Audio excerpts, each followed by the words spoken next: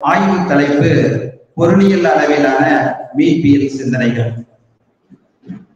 பொருளியல் அளவிலான மீட்பியல் சிந்தனைக்கு அடிப்படை அச்சாரமாக அமைந்தது அறம், பொருள், இன்பம், வீடு வேறு. இந்த கட்டுரையை வாசிப்பதற்கு முன்னால் இந்த கட்டுரையின் சாரம் ஒரே குறளில் அடங்கிவிடலாம். அறம் ஈனும் இன்பம் ஈனும் திறனறிந்து தீதின்றி வந்த பொருள். உனக்கு அறத்தையும் கொடுக்கும், இன்பத்தையும் கொடுக்கும், நீ தீதின்றி சம்பாதித்த பொருள் என்று மிக அற்புதமான ஒரே குறளில் இதை அடக்கிவிடும் அளவிற்கு இந்த பொருளியல் அளவிலான மீட்பியல் சிந்தனையை நாம் பார்க்க முடிகிறது. ஆய்வினுடைய சுருக்கமாக நாம் ஆய்வு சுருக்கத்தை பார்க்கும்போது, பொருளியல் சார்ந்த சிந்தனைகள் மூலமாக திருவள்ளுவர் பல நிலைகளில் பல்வேறு கருத்துக்களை முன்வைக்கிறார். இங்கு பொருள் என்று சுட்டப்படுவது செல்வம் மட்டுமே. அச்செல்வத்தை மனிதர்கள் எவ்வாறு அடைய வேண்டும் என்பதை வள்ளுவர் சில வழிமுறைகளை நமக்கு வகுத்து தருகிறார். பொருள் மனிதர்களுக்கு இன்றியமையாத ஒன்றாகவும், பொருள் இல்லாத இச்சமூகம் எவ்வாறு பார்க்கிறது என்பதையும், பொருளோடு இருப்பவரை இச்சமூகம் எவ்வாறு போற்றுகின்றன என்பதையும் தெளிவுறுத்துகிறார். ஒருவன் பொருளை ஈட்டும் பொழுது அறத்தின் வழியில் நிற்க வேண்டும் என்பதை மிக தெளிவாக எடுத்து கூறுகிறார். அரசன் எவ்வாறு குடிமக்களை காக்க வேண்டும் என்பதையும், நாடாளும் அரசனுக்குரிய இலக்கணத்தையும் குறள் வழி தெளிவுறுத்துகிறார். அதன் அடிப்படையில் வருவாய்க்குள் செலவு அடங்கியிருத்தல் வேண்டும் என்ற குறள் வழியான கருத்துகள் அனைவருக்குமான பொருளாதார மீட்பியல் சிந்தனையாக பார்க்க முடிகிறது. ஆய்வினுடைய நோக்கம் என்ன? மனிதன் தோன்றிய நாளிலிருந்து அவனுடன் பொருளியல் சார்ந்த சிந்தனைகளும் உடன் பிறந்தன. உணவுப் பொருள்களை சேகரித்து அவ்வப்போது உண்டு வாழ்ந்த மாந்திரினம் சமூக பெருக்கம் காரணமாக உணவை உற்பத்தி செய்யும் நிலைக்கு தள்ளப்பட்டது. உணவுப் பொருள்கள் தேவைக்கு அதிகமாக காணப்பட்டதால் பண்டமாற்று முறையில் ஒரு பொருள் கொடுத்து இன்னொரு பொருளை பெற்றான். அதனூடாக வணிகம் சார்ந்த சிந்தனைகளும் வணிகத்திற்கு ஆதாரமான பொருளாதார சிந்தனைகளும் தோன்ற ஆரம்பித்தன. மனிதன் அறவழியில் பொருளீட்டி அதன் மூலம் இன்பம் குவிப்பதே நல்வாழ்க்கை என்பதுதான் திருவள்ளுவர் வகுத்த நெறியாகும். இன்று பொருளாதார சிந்தனையாளர்கள் கூறும் பெரும்பாலான கருத்துக்களை 2000 ஆண்டுகளுக்கு முன்னே நமக்கு விதையாக தூவியவன் திருவள்ளுவன் என்று நாம் பார்க்க முடிகிறது. பொருளின்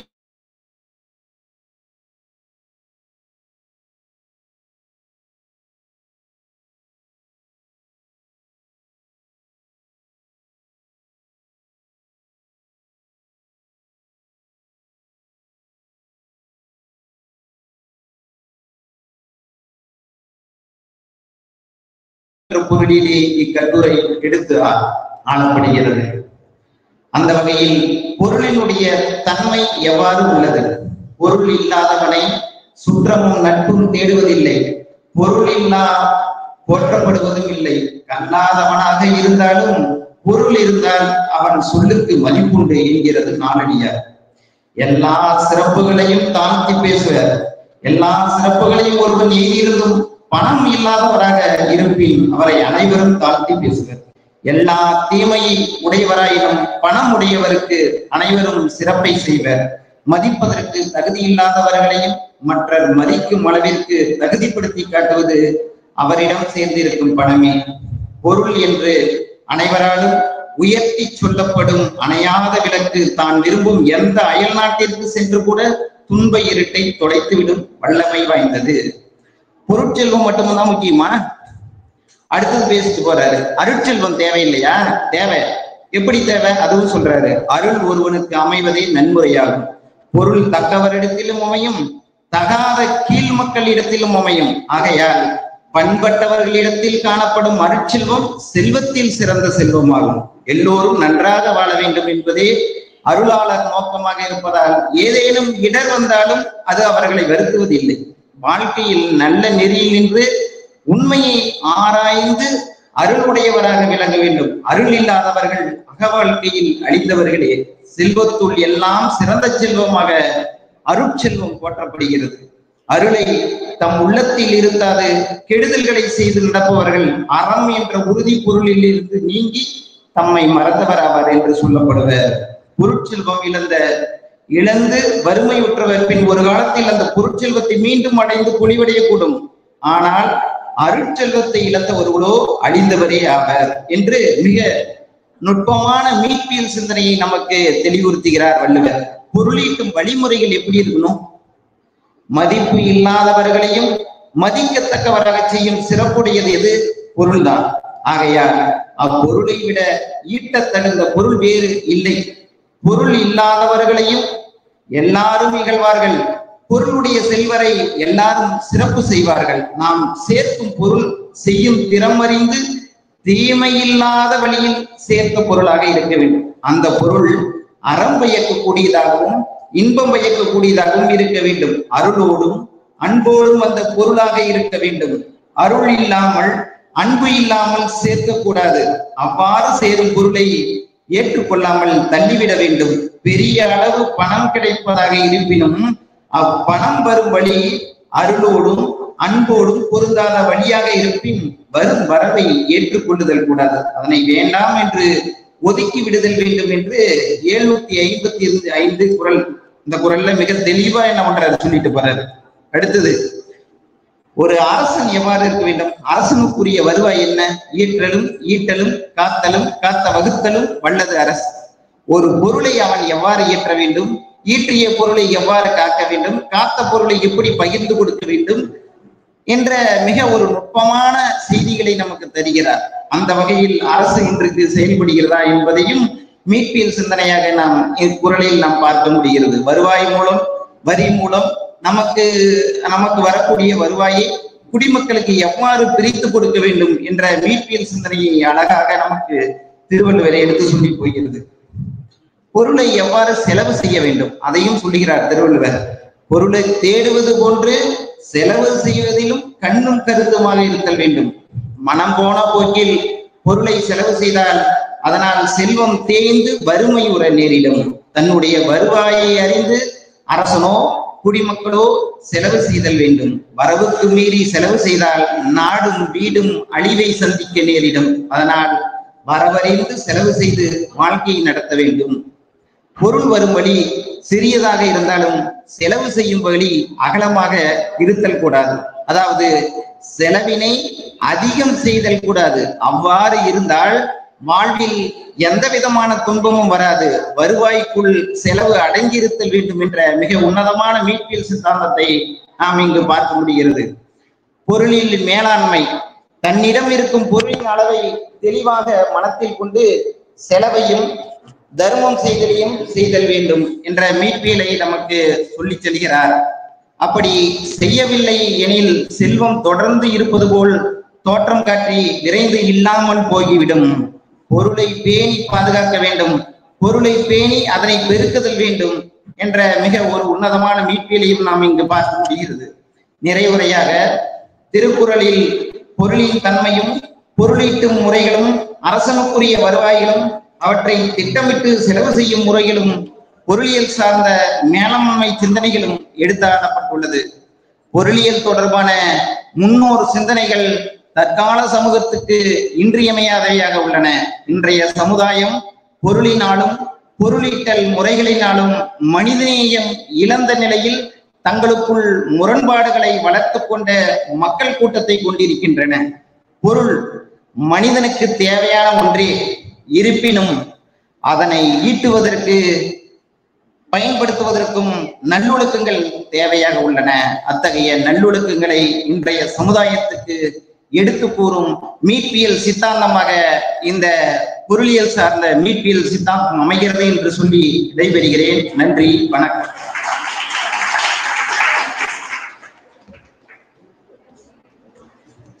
அடுத்ததாக காலம் குறித்தான மீட்பியல் சிந்தனைகளை பற்றி கட்டுரை வழங்குவதற்கு தமிழ்துறையினுடைய உதவி பேராசிரியர் முனைவர் அன்பழகன் அவர்களை அழைக்கிறேன். அனைவருக்கும் வணக்கம். உலகம் போற்றும் அறப்பொருட்கள் நிறைந்த திருக்குறளை நாம் அனைவரும் கற்க வேண்டும். கற்பதோடு மற்றும் நின்று விடாமல் நாம் அதனை வாழ்க்கையில் பயன்படுத்த வேண்டும். கற்க கசடர கற்பவை கற்றபின் நிற்க அதற்கு தக என்ற குறளுக்கு ஏற்றார் போல் நாம் அதை வாழ்க்கையில் பயன்படுத்தும் போது நமது வாழ்வு சிறக்கும் என்பது அந்த நூலின் பயனாகவே இருக்கும். அப்படிப்பட்ட அறக்கருத்துக்கள் நிறைந்த திருக்குறளை இன்று உலகம் முழுவதும் பல்வேறு இடங்களில் மக்களுக்கு வெளிப்படுத்தும் நிகழ்வாக பல்வேறு மாநாடுகள் நடத்தப்படுகின்றன. அப்படி ஒரு நிகழ்வில் இங்கு நடைபெறக்கூடிய நிகழ்வில் எனக்கும் அதற்கு ஒரு வாய்ப்பு அளித்தமைக்கு நிர்வாகத்திற்கு என்னுடைய நன்றியை தெரிவித்துக் கொள்கிறேன். காலம் சார்ந்த நீட்டியல் சிந்தனைகள். காலம் குறித்து வள்ளுவர் தன்னுடைய குறளில் 2 அதிகாரங்களில் நேரடியாக குறிப்பிட்டிருக்கிறார். ஒன்று காலமறிதல், இன்னொன்று பொழுது கண்டு இரங்கல்.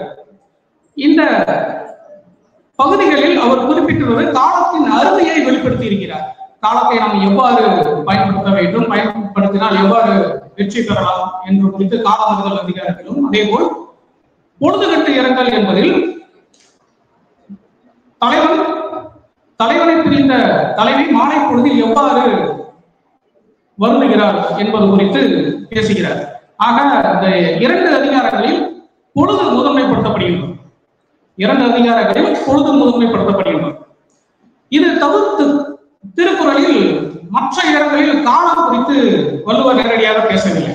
பல பொருட்களில் மறைமுகமாக பேசியுள்ளார். அப்படி மறைமுகமாக காலம் குறித்து எங்கெல்லாம் பேசியிருக்கிறார் என்பதை மீட்டெடுத்து வெளிக்கொணர்வதே என்னுடைய கட்டுரையின் நோக்கமாகும்.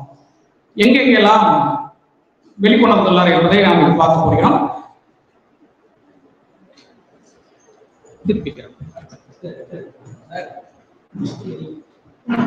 அடுத்தது,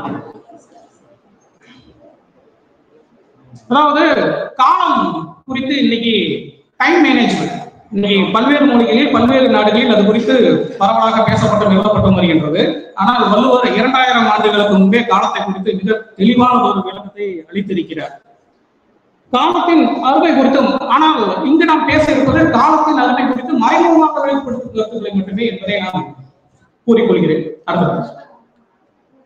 திருக்குறளில் காலமறிதல் அதிகாரம். காலமறிதல் குறித்து நேரடியாக நாம் செய்யறது கூறியது போல் பொருட்பாடில் காலமறிதல், அதோடு இன்பத்து பாடில் பொழுது கண்டு இரங்கல் என்ற 2 குறட்களில் பொழுதினை பற்றி நேரடியாக கூறியிருக்கிறார். விளக்க முறை திறனாய்வு.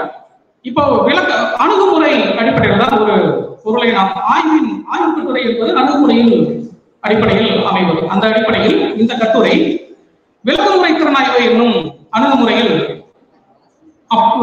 பார்க்கப்பட்டுள்ளது.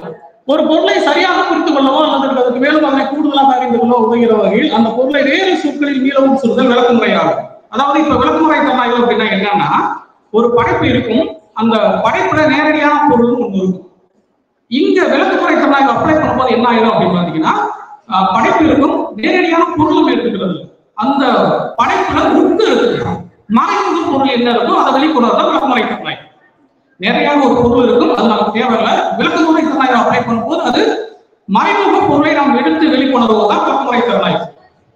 அந்த அடிப்படையில இந்த கட்டுரை விளக்கமுறை திறனாய்வின் அடிப்படையில் பார்க்கப்பட்டிருக்கிறது.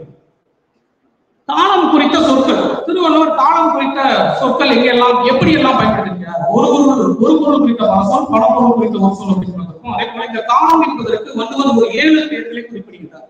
காலம், பருவம், நெடிது, காலை, எஞ்ஞானம், பொழுது, கணம் என்னும் 7 பெயர்களை குறிப்பிட்டு எழுதியிருக்கிறார். காலம் குறித்து என்னெல்லாம் எழுதியிருக்கிறார். இப்போ செய் நன்றி அறிதல். இந்த குறளுக்கும் காலம் கூறுவதற்கும் சம்மதம் இல்லை. இந்த குறளில் வள்ளுவர் கூற வருவது நன்றி கடன். நன்றி எப்படி, உதவி எப்படி செய்யறது, அதுக்கு நன்றி கடனா எப்படி இருக்கிறது அப்படின்ற பொருள்ல பேசுறாரு. இந்த இடத்துல நம்ம காலத்தை மட்டும் வெளிக்கொணர்வு. அதாவது காலத்தினால் செய்த நன்றி சிறிதெனும் ஞானத்தில் மாணப்பெருகு. காலத்திற்கும் இந்த இடத்தில் பொருளுக்கும் செய்திருக்கும் காலத்திற்கும் இந்த இடத்தில் சம்மந்தம் இல்லை. இருப்பினும் இந்த இடத்தில் நாம் உட்கொண்ட கருத்து என்னவெனில், காலம் உதவி எப்பொழுது வேண்டுமானாலும் செய்யலாம், ஆனால் காலம் செய்யக்கூடிய உதவிக்கு பலம் உண்டு, பொருள் உண்டு என்ற இடத்தில் நாம் இந்த இடத்தில் காலத்தின் அருமையை குறிக்கிறோம். அதே போல ஒரு அமைச்சனுடைய எண்ணம் எப்படி இருக்க வேண்டும், அமைச்சு அதிகாரம் கூறுகிறது. அமைச்சு என்னும் அதிகாரம் ஒரு அமைச்சன் எப்படி எண்ணம் கொண்டவராக இருக்க வேண்டும் அப்படின்னு கூறுது. அதுல கருவியும் காலமும் செய்கையும் செய்யும் அறிவறியும் ஆண்டது அமைச்சு அப்படின்றார். அதுல ஒரு செயலை செய்ய தேவையான பொருட்கள் செய்வதற்கு ஏற்ற காலம், செய்யும் முறை, செய்யும் செயலாய் அனைத்தும் நன்மை விளைபடி என்பவரை அமைச்சர் ஆவார் என்று குறிப்பிடுகிறார். இதில் அமைச்சர் காலத்தையும் ஒரு பொருளாக அவர் கருதி இருக்க வேண்டும், காலத்திற்கேற்றபடி செய்யப்பட வேண்டும் அப்படின்றது குறிப்பிடுகிறது. அடுத்ததாக தூது. தூது என்னும் அதிகாரம் தூது செல்வதை பற்றியும் தூதுவனுக்குரிய விளக்கத்தை பற்றியும் குறிப்பிடுகின்றது. அதில் நாம் காலம் பற்றி மட்டும் எடுத்துக்கொள்கிறோம். தன் கடமையை அறிந்து நிறைவேற்றும் காலத்தையும் கருத்தில் கொண்டு ஏற்ற இடத்தையும் தெரிந்து நன்றாக சிந்தித்து செயல்படுவதை தூதுவன் ஆவான். இந்த இடத்தில் நாம் காலத்தின் அருமையை உணர்ந்தவன் தூதுவனாக நாம் கொள்கிறோம். அடுத்ததாக மருந்து என்னும் அதிகாரம்.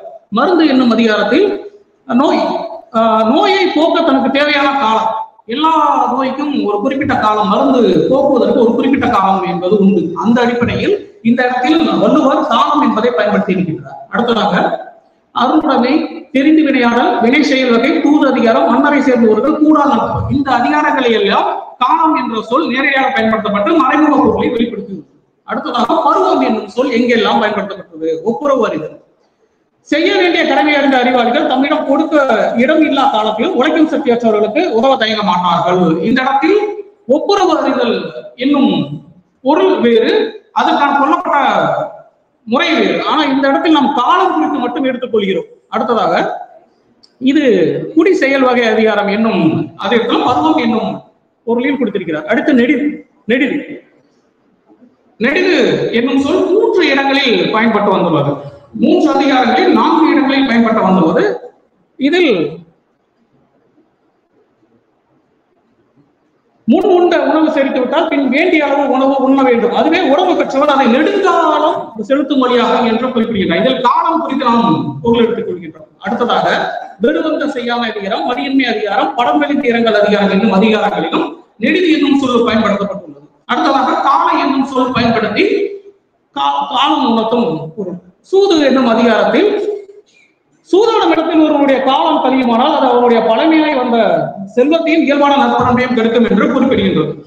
அடுத்ததாக குறிப்பு அறிதல் அதிகாரத்திலும் அது போன்று குறிப்பிடப்பட்டுள்ளது. அடுத்ததாக எஞ்ஞானம் என்ற சொல் காலத்தை பற்றி குறிப்பிடுகிறது. அது பெரும்பான்மை இடங்களில் ஏறக்குறைய 11 அதிகாரங்களில் 15 இடங்களில் 17 இடங்களில் அது குறிப்பிடப்படுகின்றது.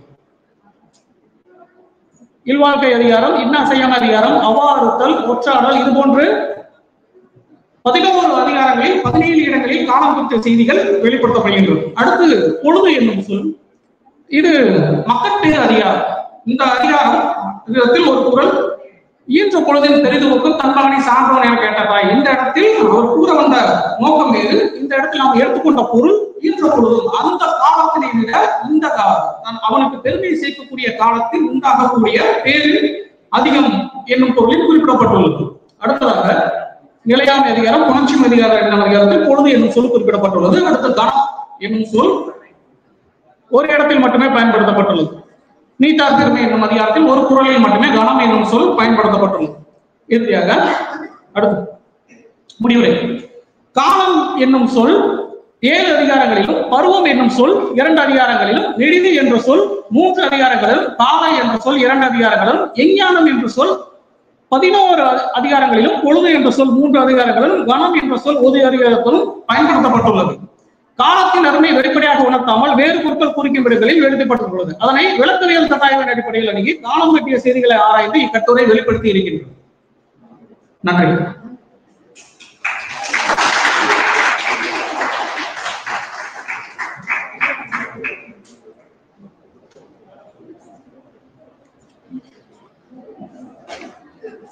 அடுத்ததாக துறவியல் சார்ந்த மீட்பியல் சிந்தைகள் என்னும் தலைப்பில் திரு ச. கிருஷ்ணமூர்த்தி ஐயா அவர்கள் கட்டுரை வழங்கும்.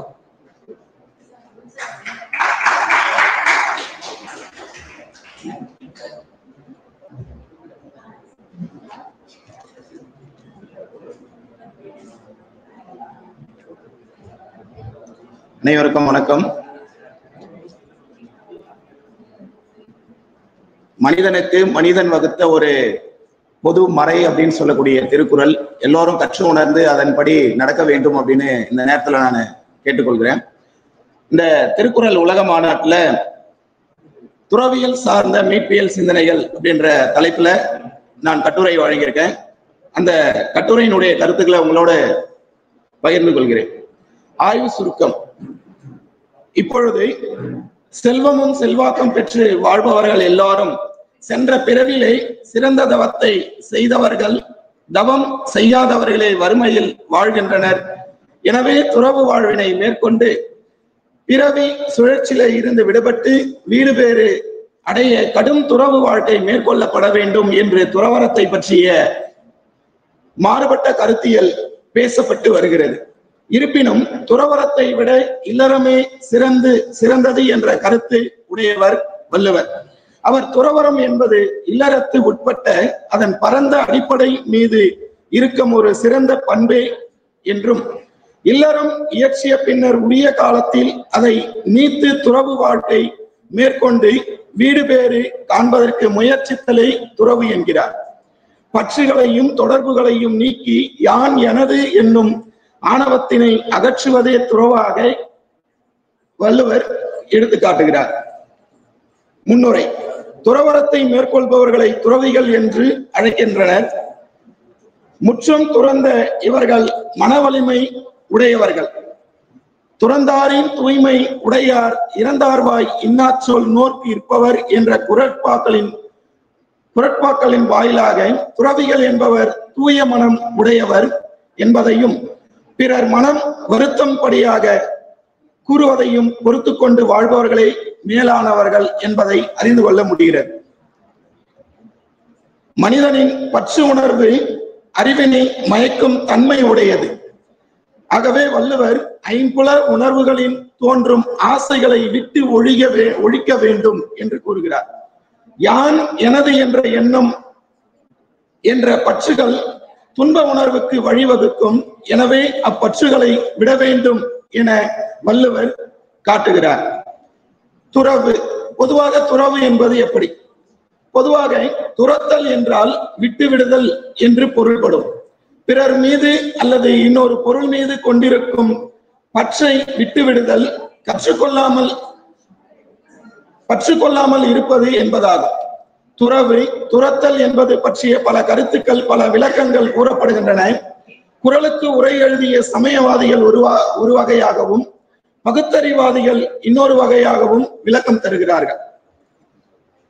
காமம் சான்ற கடைக்கோட்காலை என தொடங்கும் தொல்காப்பிய நூற்பாவின் வாழ்க்கையின் இறுதி காலத்தில் இன்பத்தை முழுமையாக அடைந்த பிறகு தலைவனும் தலைவியும் தம் பிள்ளைகளோடு சேர்ந்து பாதுகாப்பும் இன்பமும் கொண்ட வழியில் சென்று அறத்தின் தூண்டுதல்படி சுற்றம் சூழ எது சிறந்ததோ அதை கடைபிடித்து வாழ வேண்டும். இதுவே அவர்களின் கடந்த கால வாழ்க்கையின் பயனாகும் என துறவு முறையை விளக்குகிறார். பதவியின் மீது பற்று கொள்ளாத ஒருவர் அதை தானாக விட்டு விடுவதும் துறவு அல்லது துறத்தல் என குறிப்பிடுவர். தனக்கு இருக்கும் மிகுதியான பொருள்களின் மீதும் பற்று இல்லாதவர்கள் அவற்றை விட்டுவிட்டு தமது அன்றாட வாழ்க்கைக்கு தேவையான குறைந்த அளவு பொருட்களுடன் வாழ்பவர்களையும் வசதிகள் இருந்து அவற்றை துறந்து வாழ்கிறவர்களையும் துறவிகள் என்றும் கூறுவார்கள். சமயங்களில் துறவு. தனிப்பட்ட முறையில் துறவரம் என்பது அவரவர் தேர்வு. எல்லா மதங்களிலும் வெவ்வேறு வகையில் துறவு என்னும் கருத்தாக்கம் உள்ளது. பழங்காலத்தில் மாணவர்களுக்கு சொல்லப்பட்ட வாழ்க்கை என்பது துறவுதான். துறவிகளுக்குரிய எல்லா நெறிகளும் அவர்களுக்கும் இருந்தது. சேவை வழியாக மதத்தை பரப்புவது என்பது பௌத்தம், சமணம் ஆகிய தலை கொண்ட வழிகள். அன்னம், அபயம், கல்வி, மருத்துவம், மெஞ்ஞானம் என்னும் 5 கொடைகள் வழியாக சமணமும் பௌத்தமும் பரவின. துறவு, துறவியர் மடம், சேவை வழியாக மதம் பரப்பும் தூதுவரின் இயல்பு ஆகிய 3ம் சமண பௌத்த மதங்களில் இருந்தே கிறித்துவ மதத்திற்கு சென்றன. கிறித்துவ மரபு முழு துறவு அல்லது கடும் நோன்புவாதிகள், ஞானவாதிகள் எனப்பட்டனர். இஸ்லாமியம் கூட கடும் நோன்பாளர்கள் நபிகளின் காலத்திலேயே இருந்துள்ளனர். அவர்களை நபிகளின் புகை தோழர்கள் என்று இஸ்லாம் சொல்கிறது. நபிகளுடன் இணைந்து தவம் செய்தவர்கள் பின்னர் இஸ்லாமிய மரபுக்குள் இறை நேசர்கள் எனப்படும் துறவியர் உருவாயினர். இறைநாட்டம் கொண்டு பிற அனைத்தையும் துறந்தவர்கள் துறவிகள் என்று சமயங்களில் துறவு பற்றி சொல்லப்படுகிறது. வள்ளுவருடைய துறவியல் சிந்தனைகள் அறக்கருத்துக்களை எடுத்துரைக்கும் வள்ளுவர் தமது அறத்துப்பாலின் ஊடே அருளுடைமை, புலால் மறுத்தல், தவம், கொல்லாமை, நிலையாமை, துறவு, மெய்யுணர்தல், அவா அறுத்தல் முதலான அதிகாரங்களின் வழியை துறவும் துறவு சார்ந்த வழிமுறையினையும் குறிப்பிட்டு பேசியிருக்கிறார்.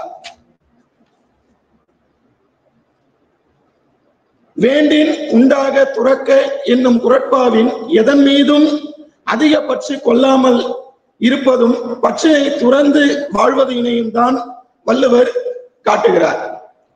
பற்றது பற்றில் பரமனை பற்றுமின் என்று திருமந்திரத்தில் கூறப்படுகிறது. இதை உலக பற்றினை அழித்து இறை பற்றினை பற்றி இருக்க வேண்டும் என்று வள்ளுவர் பற்றுக பற்றற்றான் பற்றினை என்ற குறளின் மூலமாக நமக்கு காட்டுகிறார்.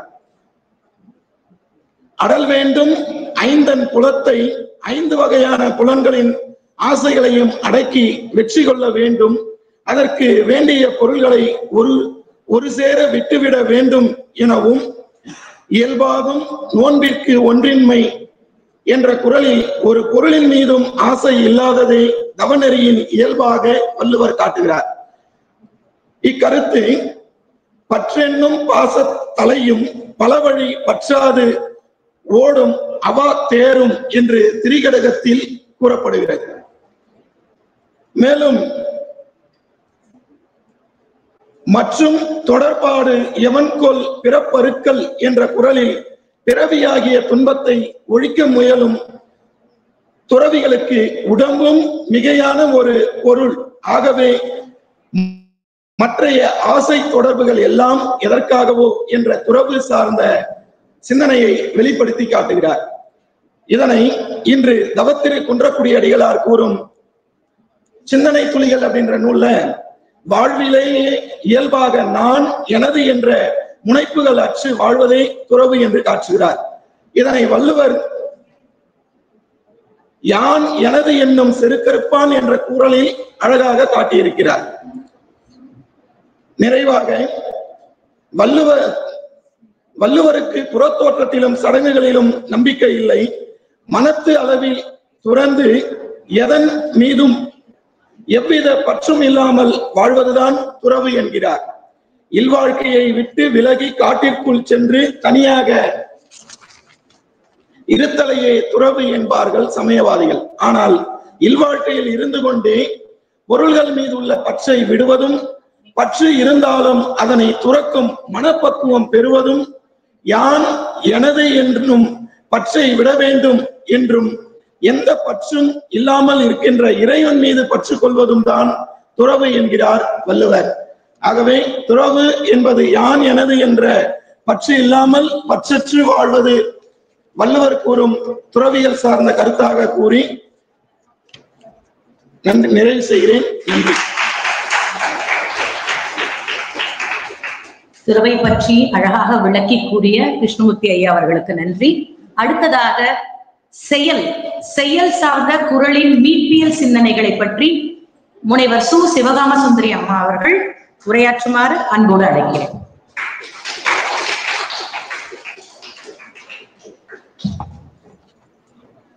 அவையில் இருக்கக்கூடிய மூத்த பேராசிரியர்கள் மற்றும் முதல்வர் உள்ளிட்ட அனைவருக்கும் என்னுடைய மதிய வணக்கத்தை தெரிவித்துக் கொள்கின்றேன்.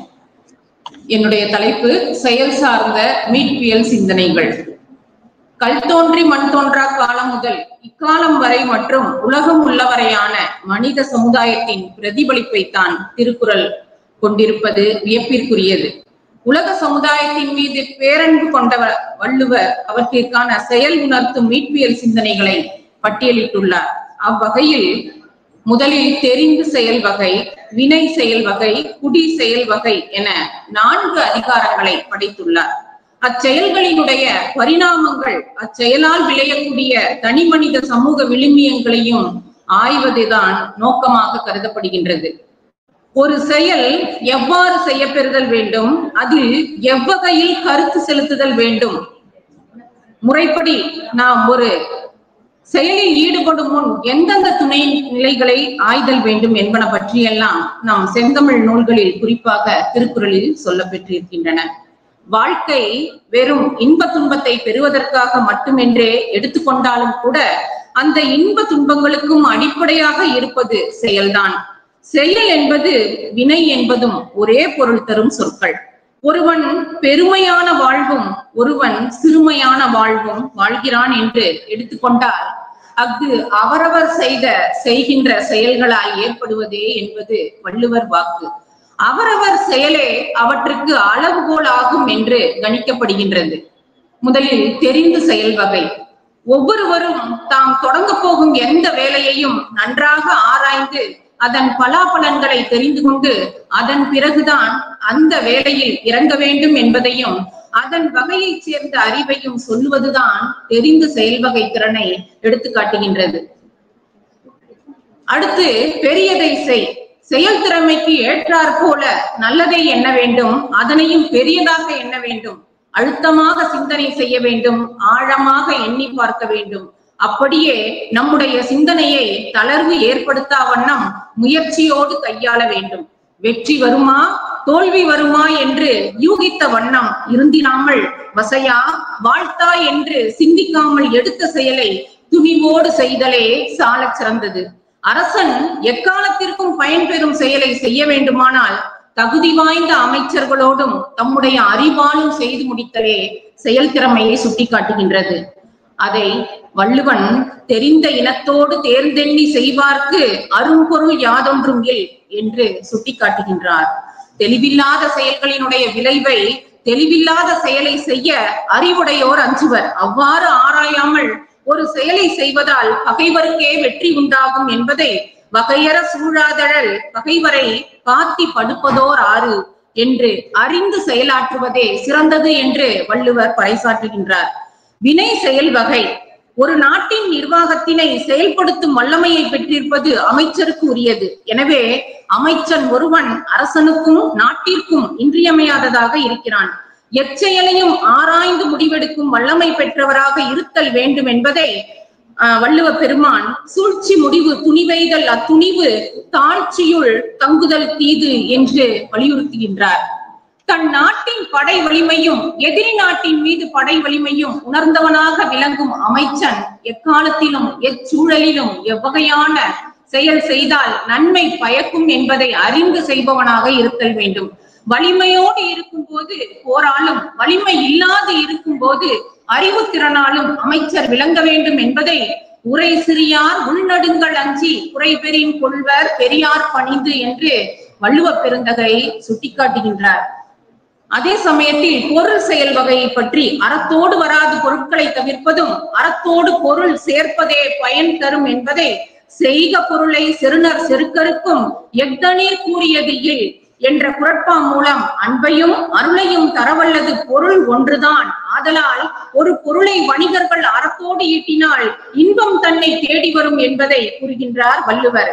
மேலும் அரசு நிர்வாகம் நேர்மையாக இருக்க வேண்டுமானால் வணிகரினுடைய துலாக்கோள் நேர்மையாக இருத்தல் அவசியம் என்பதனை ஒன் பொருள் காழ்ப்பை எற்றியாருக்கு என் பொருள் ஏனை இரண்டும் ஒருங்கு என்று வள்ளுவ பெருந்தகை சுட்டிக்காட்டுகின்றார்.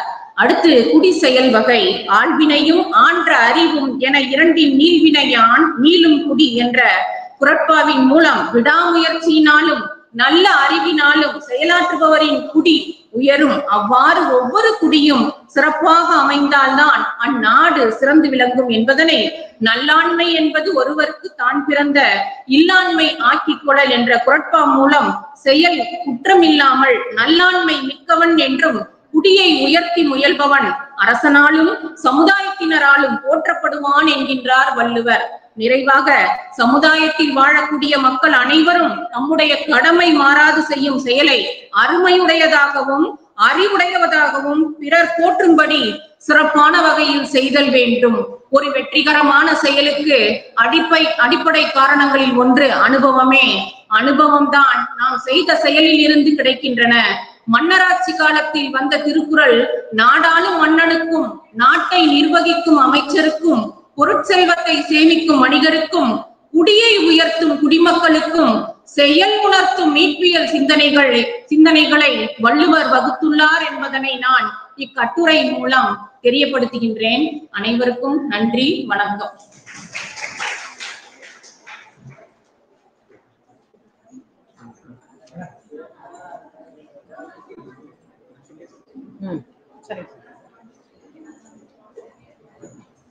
கட்டுரையாளர்களுக்கு நன்றி.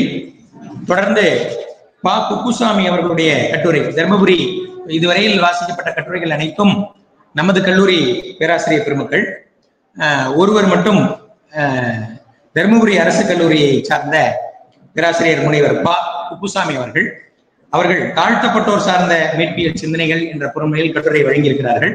அவர்களுடைய கட்டுரையை பேராசிரியர் பா. வேலு அவர்கள் வாசிக்க வருகிறார்.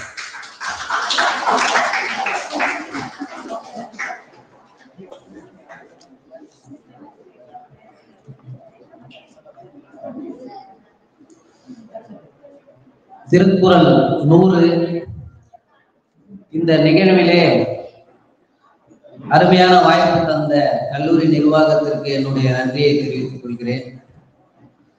திருக்குறளில் எதை விடுவது, எதை எடுப்பது, எதை சொல்லவில்லை, எதை நாம் இன்னும் சொல்ல போகிறோம் ஒன்றுமே இல்லை. அனைத்தையும் வள்ளுவன் தன்னுடைய 1380 குறட்பாக்களிலே அற்புதங்களை நிகழ்த்திவிட்டு சென்றிருக்கிறார்கள்.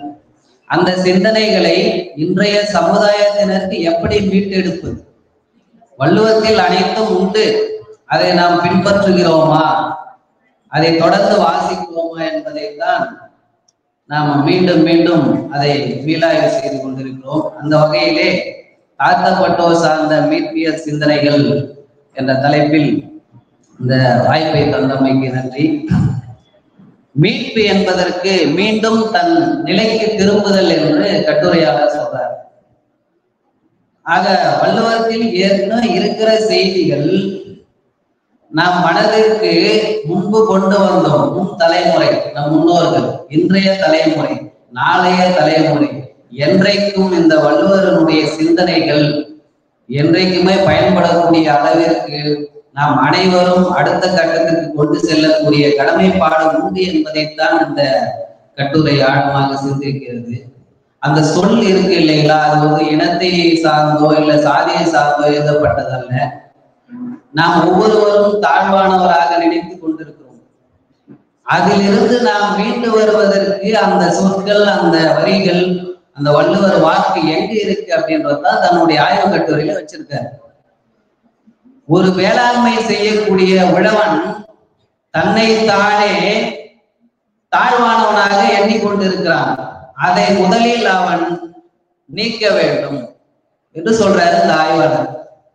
அப்ப வள்ளுவ பெருந்தகை சொன்னது அந்த உழவுக்கும் அந்த உழவு செய்யக்கூடிய அந்த செயல்பாட்டாளருக்கும் இடையே இருக்கக்கூடிய அந்த உறவை நம்மை நாமே நம்ப வேண்டும்.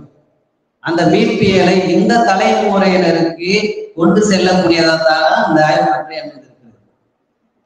அப்ப உண்மை என்னவென்று நாம் ஒவ்வொருவரும் அறிந்து கொண்டால் தன்னைத்தானே உயர முடியும், வளர்ச்சி கட்டத்தை எட்ட முடியும் என்பதைத்தான் இந்த ஆய்வு கட்டுரைகள் நமக்கு உணர்த்துகின்றன.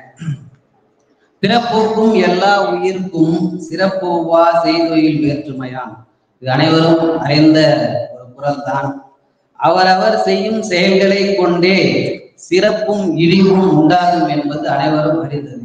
அப்ப நாம் செய்கின்ற செயல்கள் அனைத்தும், நாம் செய்கின்ற அந்த செயல்களை கொண்டுதான் நமக்கு சிறப்பும் உயர்வும் நமக்கு கருதும் என்பதை நாம் அறிய முடியும். அறிவினால் ஆகுவது உண்டோ பிரிதின் நோய் தன்னோய் போல் போற்றா கடை. இந்த குறளை நாம நோக்கும் போது அனைவரும் பிறருடைய துன்பத்தை தன் துன்பமாக பார்த்தால் இந்த சமூகமானது சீக்கிரம் மீண்டு வந்துவிடும். தனக்கு ஏற்படக்கூடிய துன்பங்கள், இடர்பாடுகள், தான் சந்திக்கக்கூடிய இன்னல்கள் அனைத்தையுமே பிறரை வைத்து, பிறரிடத்தில் வைத்து நினைத்து பார்த்தால், எண்ணி பார்த்தால், சிந்தித்து பார்த்தாலே இந்த சமூகம் சீக்கிரமாக மீண்டு விடும் என்பதைத்தான் இந்த ஆய்வு கட்டுரையில அறிவுறுத்துகிறார். அது இன்னொன்னு, இடுக்கண் வருங்கால் நகுக. நமக்கு ஒரு துன்பம் வருகிறது, அந்த துன்பத்தில் இருந்து எப்படி மீள்வது, தன்னை துன்பம் செய்தவரை திருப்பி அவருக்கு துன்பம் இழைப்பதை அவர் சொல்லவில்லை.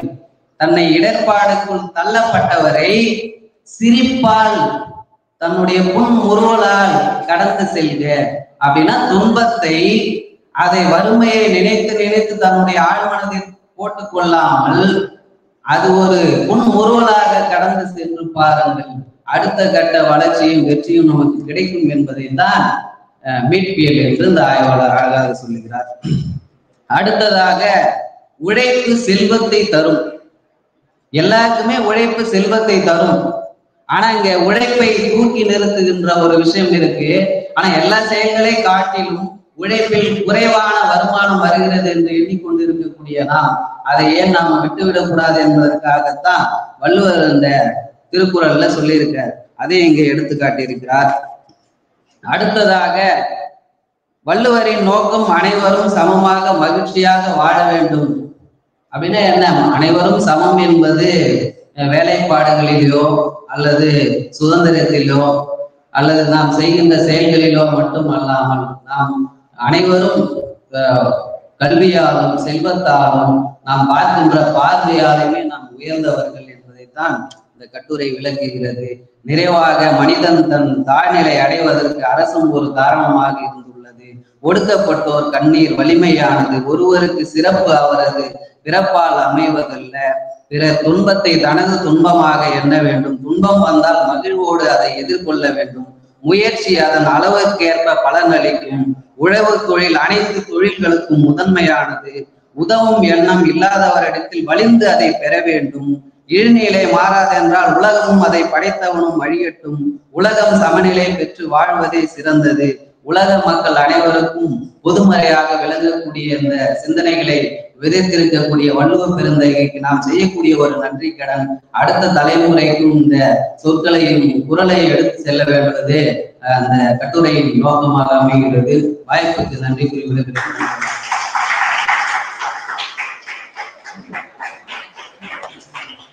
நன்றி ஐயா, நல்லது ஒரு கட்டுரை. தொடர்ந்து கட்டுரை வாசிப்பதற்காக இங்கே செல்வி தே சுவாயதா சொல் சார்ந்த மீட்பியல் சிந்தனைகள் என்ற பொருண்மையில் கட்டுரை வாசிப்பதற்காக வருகிறார்கள்.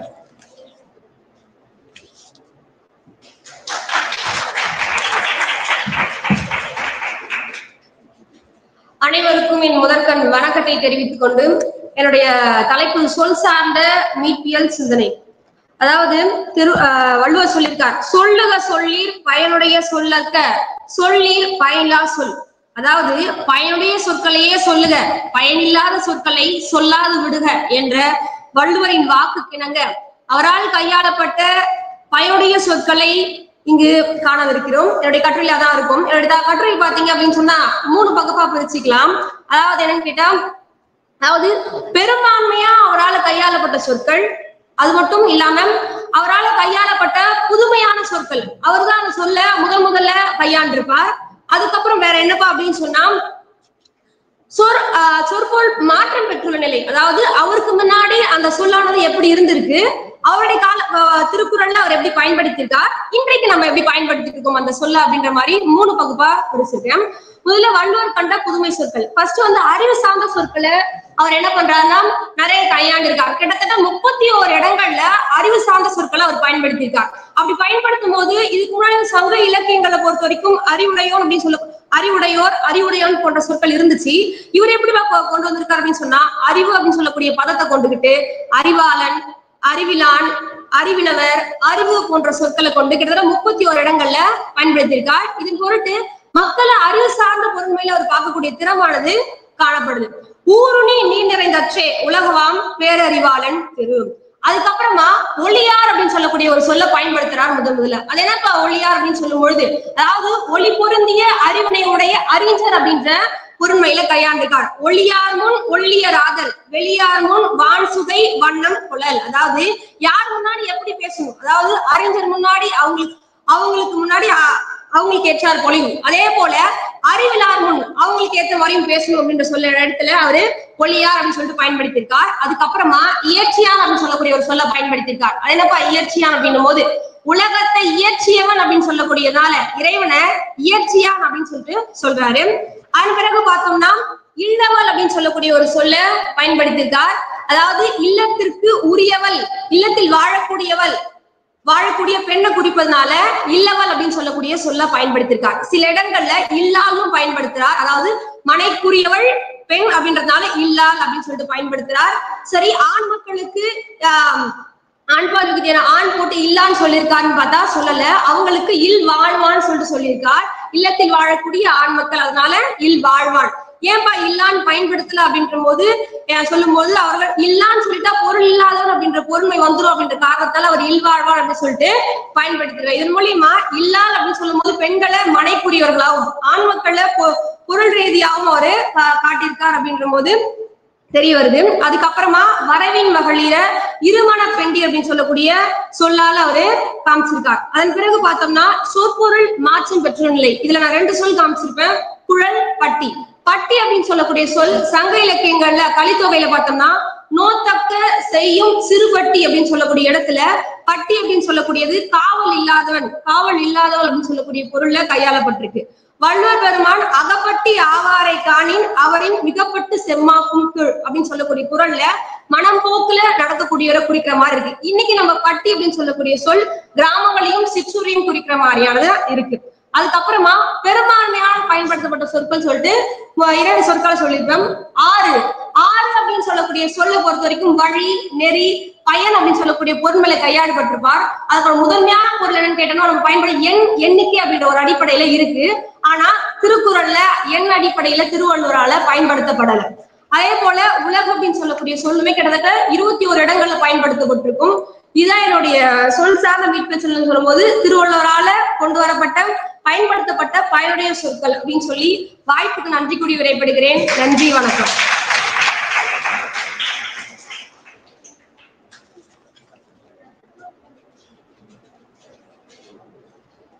நன்றிம்மா.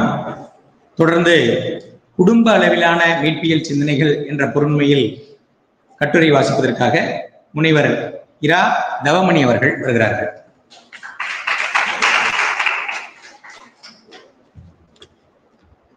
அகத்தியன் தொட்டிலிட்டு, தொல்காப்பியன் தாலாட்டி, கம்பன் சீராட்டி, மூவேந்தர் பாராட்டி, வருடங்கள் 2000 கடந்தாலும் இன்னும் கன்னித்தமிழாய் வாழ்ந்து வரும் என் தாய்மொழியாம் தமிழ்மொழியை முதற்கண் வணங்குகிறேன்.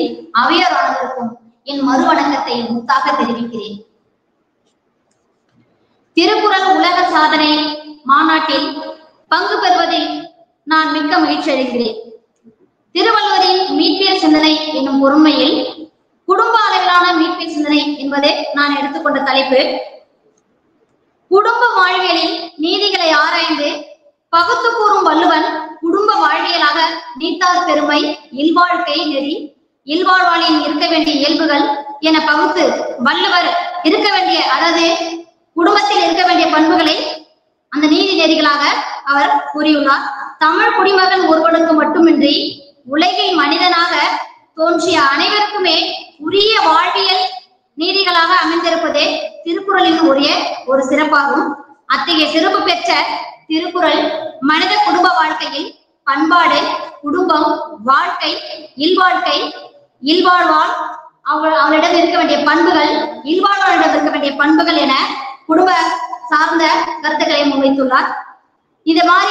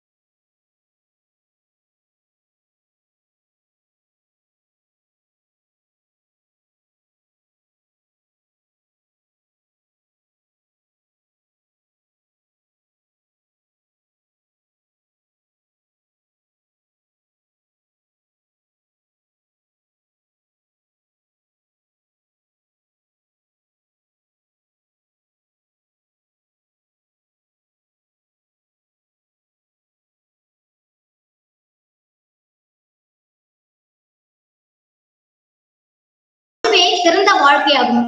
ஒருவன் தாம் சேர்ந்த பொருளை மற்றவர்களுக்கும் பகுத்து உண்ணும் அளவிற்கு அளித்து உண்ணும் வாழ்க்கையே சிறந்த வாழ்க்கை. இவ்வாறான வாழ்க்கை வாழ்வன் வழி உலகம் வந்து நிற்கின்றது என்று கூறுகிறார். வருவிருந்தே வைகளும் ஓங்குவான் வாழ்க்கை பருவருந்து பாழ்படுதல் என்று எடுத்துவிட்டு நாளோறும் விருந்தோடு உண்ணும் முறையையும் செல்வத்தை மிகுவிக்கும் சிறந்த வாழ்க்கையாகவும் விளங்குகிறது.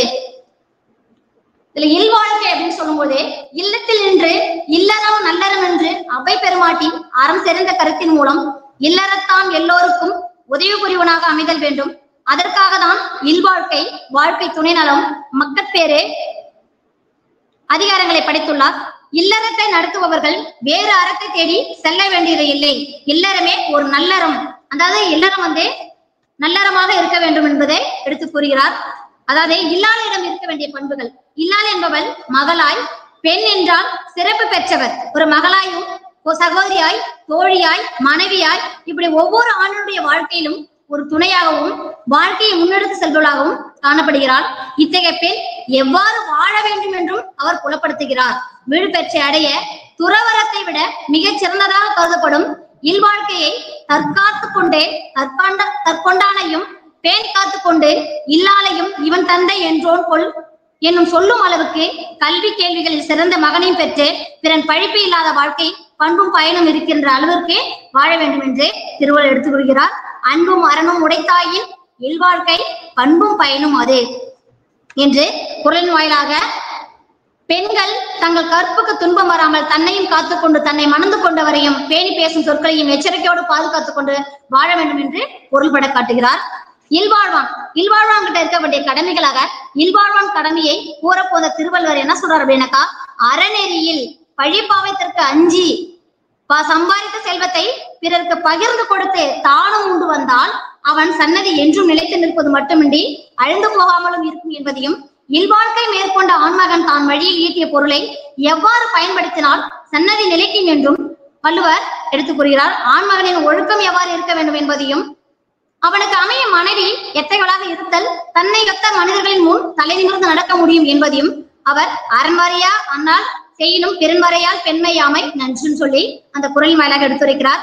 அறநெறியில் பிறன்மனை விழையாது இவ்வாழ்வு மேற்கொண்ட ஆண்மகனுக்கு அவனை புரிந்து கொண்டு குடும்பம் நடத்தும் நற்பண்புகள் உரிடமாக என சிறப்பித்து கூறும் நிலைகுலையா மன உறுதி கொண்ட பெண் மனைவியாக வாழ்க்கை பெற்றுவிட்டால் குடும்பம் தழைத்தோங்கும் என்றும் அதுல அறவழியில நடக்கும் என்றும் சொல்லி கொண்டு முடிக்கிறாரு. வாய்ப்பளித்தமைக்கு நன்றி கூறி விடைபெறுகிறேன். கட்டுரையாளருக்கு நன்றி. தொடர்ந்து முதியோர் சார்ந்த மீட்பியல் சிந்தனைகள் என்ற பொருண்மையில் முனைவர் ந. தியாக அவர்கள் கட்டுரை வாசிக்க வருகிறார்கள். இன்னும் 6 கட்டுரையாளர்கள் இருக்கிறார்கள். ஆகவே கட்டுரை வாசிக்கக்கூடியவர்கள் தங்களுடைய நேரங்களை அதற்கு தகுந்த மாதிரி அமைத்துக் கொள்ளுமாறு கேட்டுக்கொள்கிறோம். 5 நிமிடங்களுக்கு மிகாமல் தங்களுடைய கட்டுரைகளை அமைத்துக் கொள்ளுமாறு கேட்டுக்கொள்கிறோம். தொடர்ந்து கட்டுரை வாசிக்கக்கூடியவர்கள் இங்கே மேடையை அலங்கரிக்க வேண்டுகிறோம். அந்த வகையிலே தொடர்ந்து தெய்வசிகாமணி அவர்களை மேடைக்கு வருமாறு அழைத்து மகிழ்கிறோம். கட்டுரை வாசித்தவர்கள் இடம் அமரலாம். அதே போல முனைவர் து. பத்மபிரியா, திருமதி செல்வி ரேவதி அவர்கள், முனைவர் ப. ஜானகி அவர்கள் இங்கே மேடைக்கு வருமாறு அழைத்து மகிழ்கிறோம். இப்பொழுது முதியோர் சார்ந்த மீட்பியல் சிந்தனைகள் என்ற பொருண்மையில் முனைவர் ந. தியாக அவர்கள் கட்டுரையை வழங்குகிறார்கள்.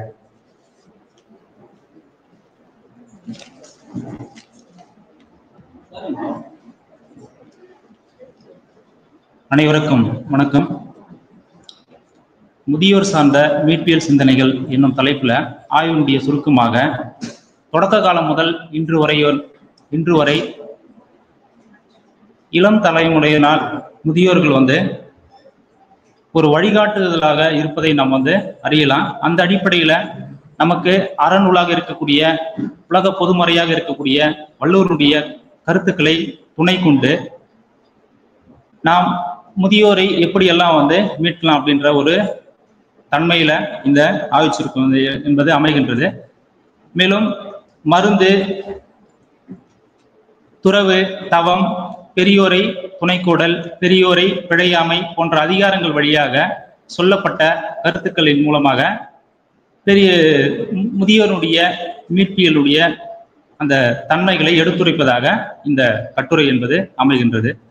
ஆய்வினுடைய முன்னுரையாக மனிதன் முதுமை, பெருமை, அது இல்லாம சிறப்பு இது என்ற தன்மையில பல்வேறு கருத்துக்களை இந்த திருக்குறள்ல எடுத்து சொல்லப்பட்டுள்ளது. சங்க இலக்கியம் முதல் அதன் பின் தோன்றிய காப்பியங்கள், அற இலக்கியங்கள், கவிதை என்று இன்றைய இலக்கியங்கள் வரை முதுமை பற்றிய செய்திகளையும் மக்களுடைய அந்த வாழ்வியலையும் எடுத்துரைப்பதில் முக்கிய பங்காற்றியுள்ளது அப்படின்னு நம்ம சொல்லலாம். இந்த முதியோர் சார்ந்த சொல் தொடக்க காலகட்டத்திலிருந்து பயன்படுத்துவதை நம்ம பார்க்கலாம். அந்த அடிப்படையில பழந்தமிழ் இலக்கியங்களை முதியோரை மூதாளர், மூதிலாளர், முதியவர், மூத்தோர் போன்ற 25க்கும் மேற்பட்ட சொற்கள் அகராதிகள் வழியாகவும் பல்வேறு இலக்கியங்கள், இலக்கணங்கள் வழியாகவும் எடுத்து சொல்வதை நம்ம அறிய முடிகின்றது. இலக்கியங்கள்ல முதியோரை பற்றியான செய்திகள் புறநானூறு, நற்றிணை, சிலப்பதிகாரம் போன்ற இலக்கியங்களும் அதற்கு பின் தோன்றிய இலக்கியங்களும் பல்வேறு இடங்கள்ல மிக உயர்வாக கருதி குறிப்பிட்டுள்ளதை நம்ம அறியலாம். இது இல்லாம திருக்குறள்ல முதுமை அப்படின்ற பொருண்மையில இங்க மக்கட்பேருல மகன் தந்தைக்கு செய்ய வேண்டிய கடமைகள் பற்றியும், அது இல்லாம நீத்தார் பெருமை என்ற அதிகாரத்துல நம்ம சமூக வாழ்க்கையில அனைத்து பாசங்களையும் உறவுகளையும் நீர்த்து அல்லது விடுத்து ஒரு பொதுவான ஒரு புறவர நிலைக்கு, எந்த ஒரு பற்றும் இல்லாத ஒரு நிலைக்கு செல்கின்ற ஒரு தன்மையில இந்த இடத்துல நாம அதை நோக்கி பயணம் செய்தா அதுவே நமக்கு உரிய ஒரு மீட்சியாக முதுமை காலத்துல அமையும் அப்படின்னு சொல்லிட்டு பார்க்கலாம். இன்னொரு விருந்தோம்பல் அப்படின்ற அதிகாரத்துல பாத்தீங்கன்னா மற்றவர்களுக்கு தன்னை தேடி வருகின்ற மக்களுக்கு இல்லை என்று சொல்லாம தன்னிடம் இருப்பதை அவர்களுக்கும் கொடுத்து உண்பதே அப்படி பகிர்ந்தளித்து உண்டால் அதன் மூலமாக நம்ம வாழினுடைய இறுதி காலத்துல ஈடுபேற்றை அடையலாம். அது ஒரு மீட்சி அப்படின்ற ஒரு தன்மையில நம்ம குறிப்பிடலாம். மருந்து இது அனைவருக்குமே ஒரு பொதுவா நம்ம சொல்லலாம். உணவே மருந்து, இப்படி எல்லாம் இயற்கை சார்ந்த உணவுகளை நம்ம உண்டு வாழ்ந்து வந்தா இறுதி காலம் வரைக்கும் பிறருடைய உதவி இல்லாம நம்ம ஆரோக்கியமான ஒரு வாழ்வை பெறலாம். அப்படி இருக்கின்ற சமயத்துல நம்ம பிறருடைய துணை இல்லாம தன்னைத்தானே பாதுகாத்து சுய சார்போட நம்ம இறுதி காலம் வரைக்கும் வாழலாம் அப்படின்ற தன்மையில நம்ம மருந்து அப்படின்ற அதிகாரத்தை வள்ளுவர் வைத்துள்ளாரு. துறவு, தவம் என்ற அதிகாரங்கள் வழியாகவும் முதியோர் சார்ந்த அந்த மீட்சிக்கு வழிகளை சொல்லியிருக்காரு. பெரியோரை துணைக்கூடல், பிழையாமை. பெரியோருடைய துணை என்பது குழந்தை பருவத்திலிருந்து நம்ம முதுமை அடைகின்ற வரைக்கும் அவருடைய அனுபவங்கள் வழியாகவும் கேள்வி ஞானங்கள் வழியாகவும் வாழ்க்கையினுடைய அந்த முறைமை என்பது நம்மளுக்கு கற்றுத்தருவதை நம்ம எடுத்துக்கலாம். ஆய்வினுடைய முடிவுரையாக வயது, கல்வி, கேள்வி, அனுபவங்களுடைய அதுல சிறந்த இந்த முதியோர்களுடைய அந்த பாடமே நம்மளுக்கு ஒரு மீட்சியா அமையலாம் அப்படின்னு சொல்லலாம். இந்த கட்டுரை வழியாக மீட்பியல் சிந்தனையா என்ன சொல்றோம் அப்படின்னு பாத்தீங்கன்னா, முதியோர்கள் முதுமையில தன்னைத்தானே காத்துக் கொள்கின்ற அடிப்படையில இந்த திருவள்ளுவர் சொன்ன மருந்து, துறவு, தவம், பெரியோரை பிழையாமை, பெரியோரை துணைக்கூடல் என்னும் அதிகாரங்கள் வழியே நம்ம வாழ்க்கையை வாழ்ந்து வந்தால் தன்னைத்தானே காத்து அந்த முதுமை பருவத்துல எவருடைய துணை இல்லாம நம்ம வீடு பெற்றை அடையலாம் என்பதை தான் இந்த கட்டுரை மூலமா சொல்லப்படுகிறது. வாய்ப்புக்கு நன்றி. நன்றி ஐயா. தொடர்ந்து ஆன்மீகவியல் அளவிலான மீட்பியல் சிந்தனைகள் என்ற பொருண்மையில் கட்டுரை வாசிப்பதற்காக திரு சா. தெய்வசிகாமணி அவர்கள் வருகிறார்கள்.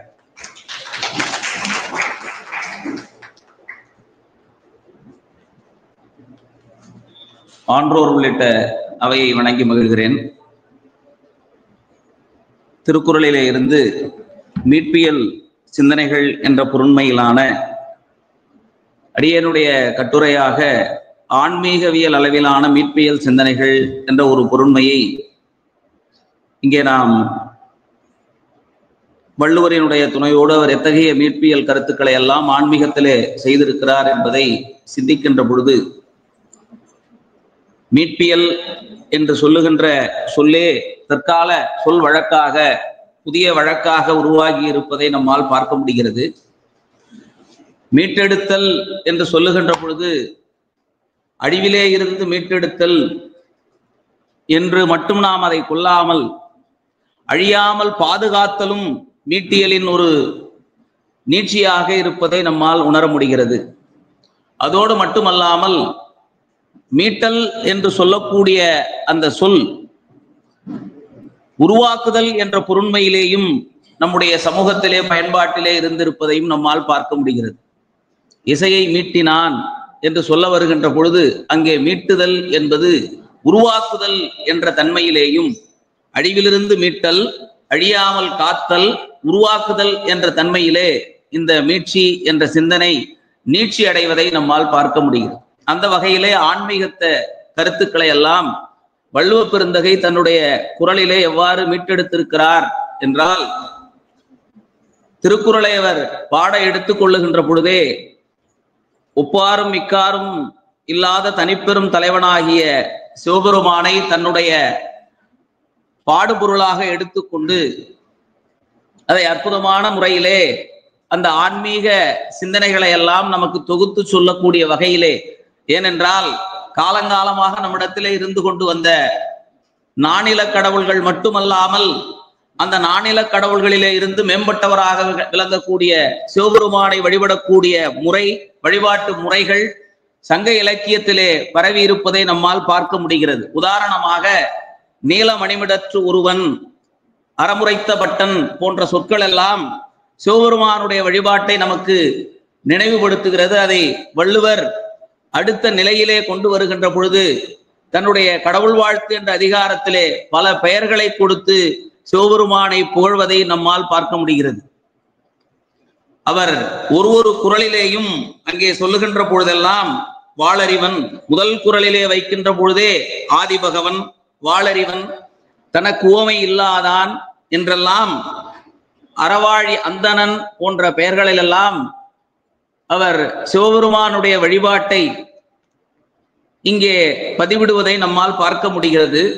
அதை தொடர்ந்து காலத்தினுடைய அருமை கருதி 2 செய்திகளை சொல்லி நான் நிறைவு செய்கிறேன். நம்முடைய சமயத்தினுடைய கொள்கை வகுத்தான் வகுத்த வகையல்லால் கோடி தொகுத்தார்க்கும் துய்த்தல் அரிது என்று சொல்ல வருகின்ற பொழுதே, அப்பொழுதிருந்த காலச்சூழல், அப்பொழுது தமிழகத்திலே இருந்த சமயங்கள் எல்லாம் வகுத்தானை ஏற்றுக்கொள்ளவில்லை, வகுத்தவை மட்டும் ஏற்றுக்கொண்டிருந்தன.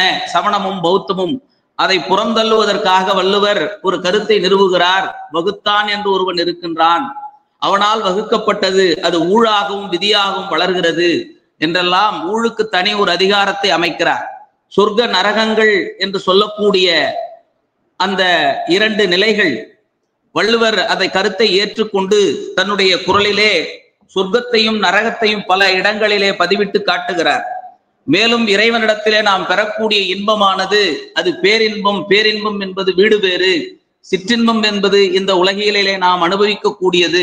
இந்த கொள்கைக்கும் இந்த ஆன்மீகம் சார்ந்த கொள்கைக்கும் வள்ளுவர் உடன்பட்டு 173வது குறளிலே சிற்றின்பம் வெகி அறநல்ல செய்யாரே மற்றின்பம் வேண்டுபவர் என்று சொல்லக்கூடிய இடத்திலே மற்றின்பம் என்பது அங்கே உரையாசிரியர்களால் அது வீடுவேர் என்பதை நாம் எண்ணி பார்க்க இடமளிக்கிறது. வள்ளுவரோடு மட்டும் இந்த ஆன்மீகவியல் சிந்தனைகள் முற்று பெற்று விடாமல் அதனுடைய நீட்சியாக பக்தி இலக்கிய காலகட்டத்திலே திருமந்திரத்திலே பல தலைப்புகள் திருவள்ளுவருடைய அதிகாரங்களை பிரதிபலிப்பதாக அமைகிறது. நிறைவாக சித்தாந்த காலகட்ட ஆசிரியர்களும் அந்த மீட்பியல் கொள்கைக்கு உடன்பட்டு அந்த கருத்துக்களை அப்படியே வழிமொழிவதாக சிவஞான சித்தியார் என்று சொல்லக்கூடிய அற்புதமான நூலிலே ஒழுக்கம், அன்பு, அருள், ஆச்சாரம், உபச்சாரம், உறவு, சீலம், வழுக்கிலா தவம் தானங்கள் வந்தித்தல் வனங்கள் வாய்மை அழுக்கிலா துறவு அடக்கம் அறிவோடு அர்ச்சித்தல் ஆதி இழுக்கிலா அறங்கள் என்று அறம் வகுப்பதற்கு வள்ளுவருடைய மீட்பியல் சிந்தனை அவருக்கு துணை நிற்கிறது என்று சொல்லி இது போன்று பல இடங்களிலே வள்ளுவர் ஆன்மீக கருத்துக்களை அழியாமல் காத்திருக்கிறார். அடுத்த தலைமுறைக்கு அதை எடுத்து சென்றிருக்கிறார். பல புதிய கோணங்களிலே ஆன்மீகத்தை உருவாக்கி இருக்கிறார் என்று சொல்லி வாய்ப்புக்கு நன்றி பாராட்டி இடமமர்கிறேன். நன்றி, வணக்கம். நன்றி ஐயா. தொடர்ந்து சரிபாதியாக இருக்கக்கூடிய பெண்கள் சார்பாக பெண்ணியம் சார்ந்த சிந்தனைகளை பதிவு செய்ய இருக்கிறார். அதற்கு முன்பு இன்றைக்கு இன்னும் கட்டுரை வாசிக்கக்கூடிய பெண் ஆசிரியர்களில் ஜெயலட்சுமி அவர்களையும் மேடைக்கு வருமாறு அழைத்துக் கொள்கிறோம். இவர்களை முன்னிலைப்படுத்தி பெண்ணியம் சார்ந்த மீட்பியல் சிந்தனைகளை வழங்குவதற்காக முனைவர் சா நீலமேகன் அவர்கள் வருகிறார்கள்.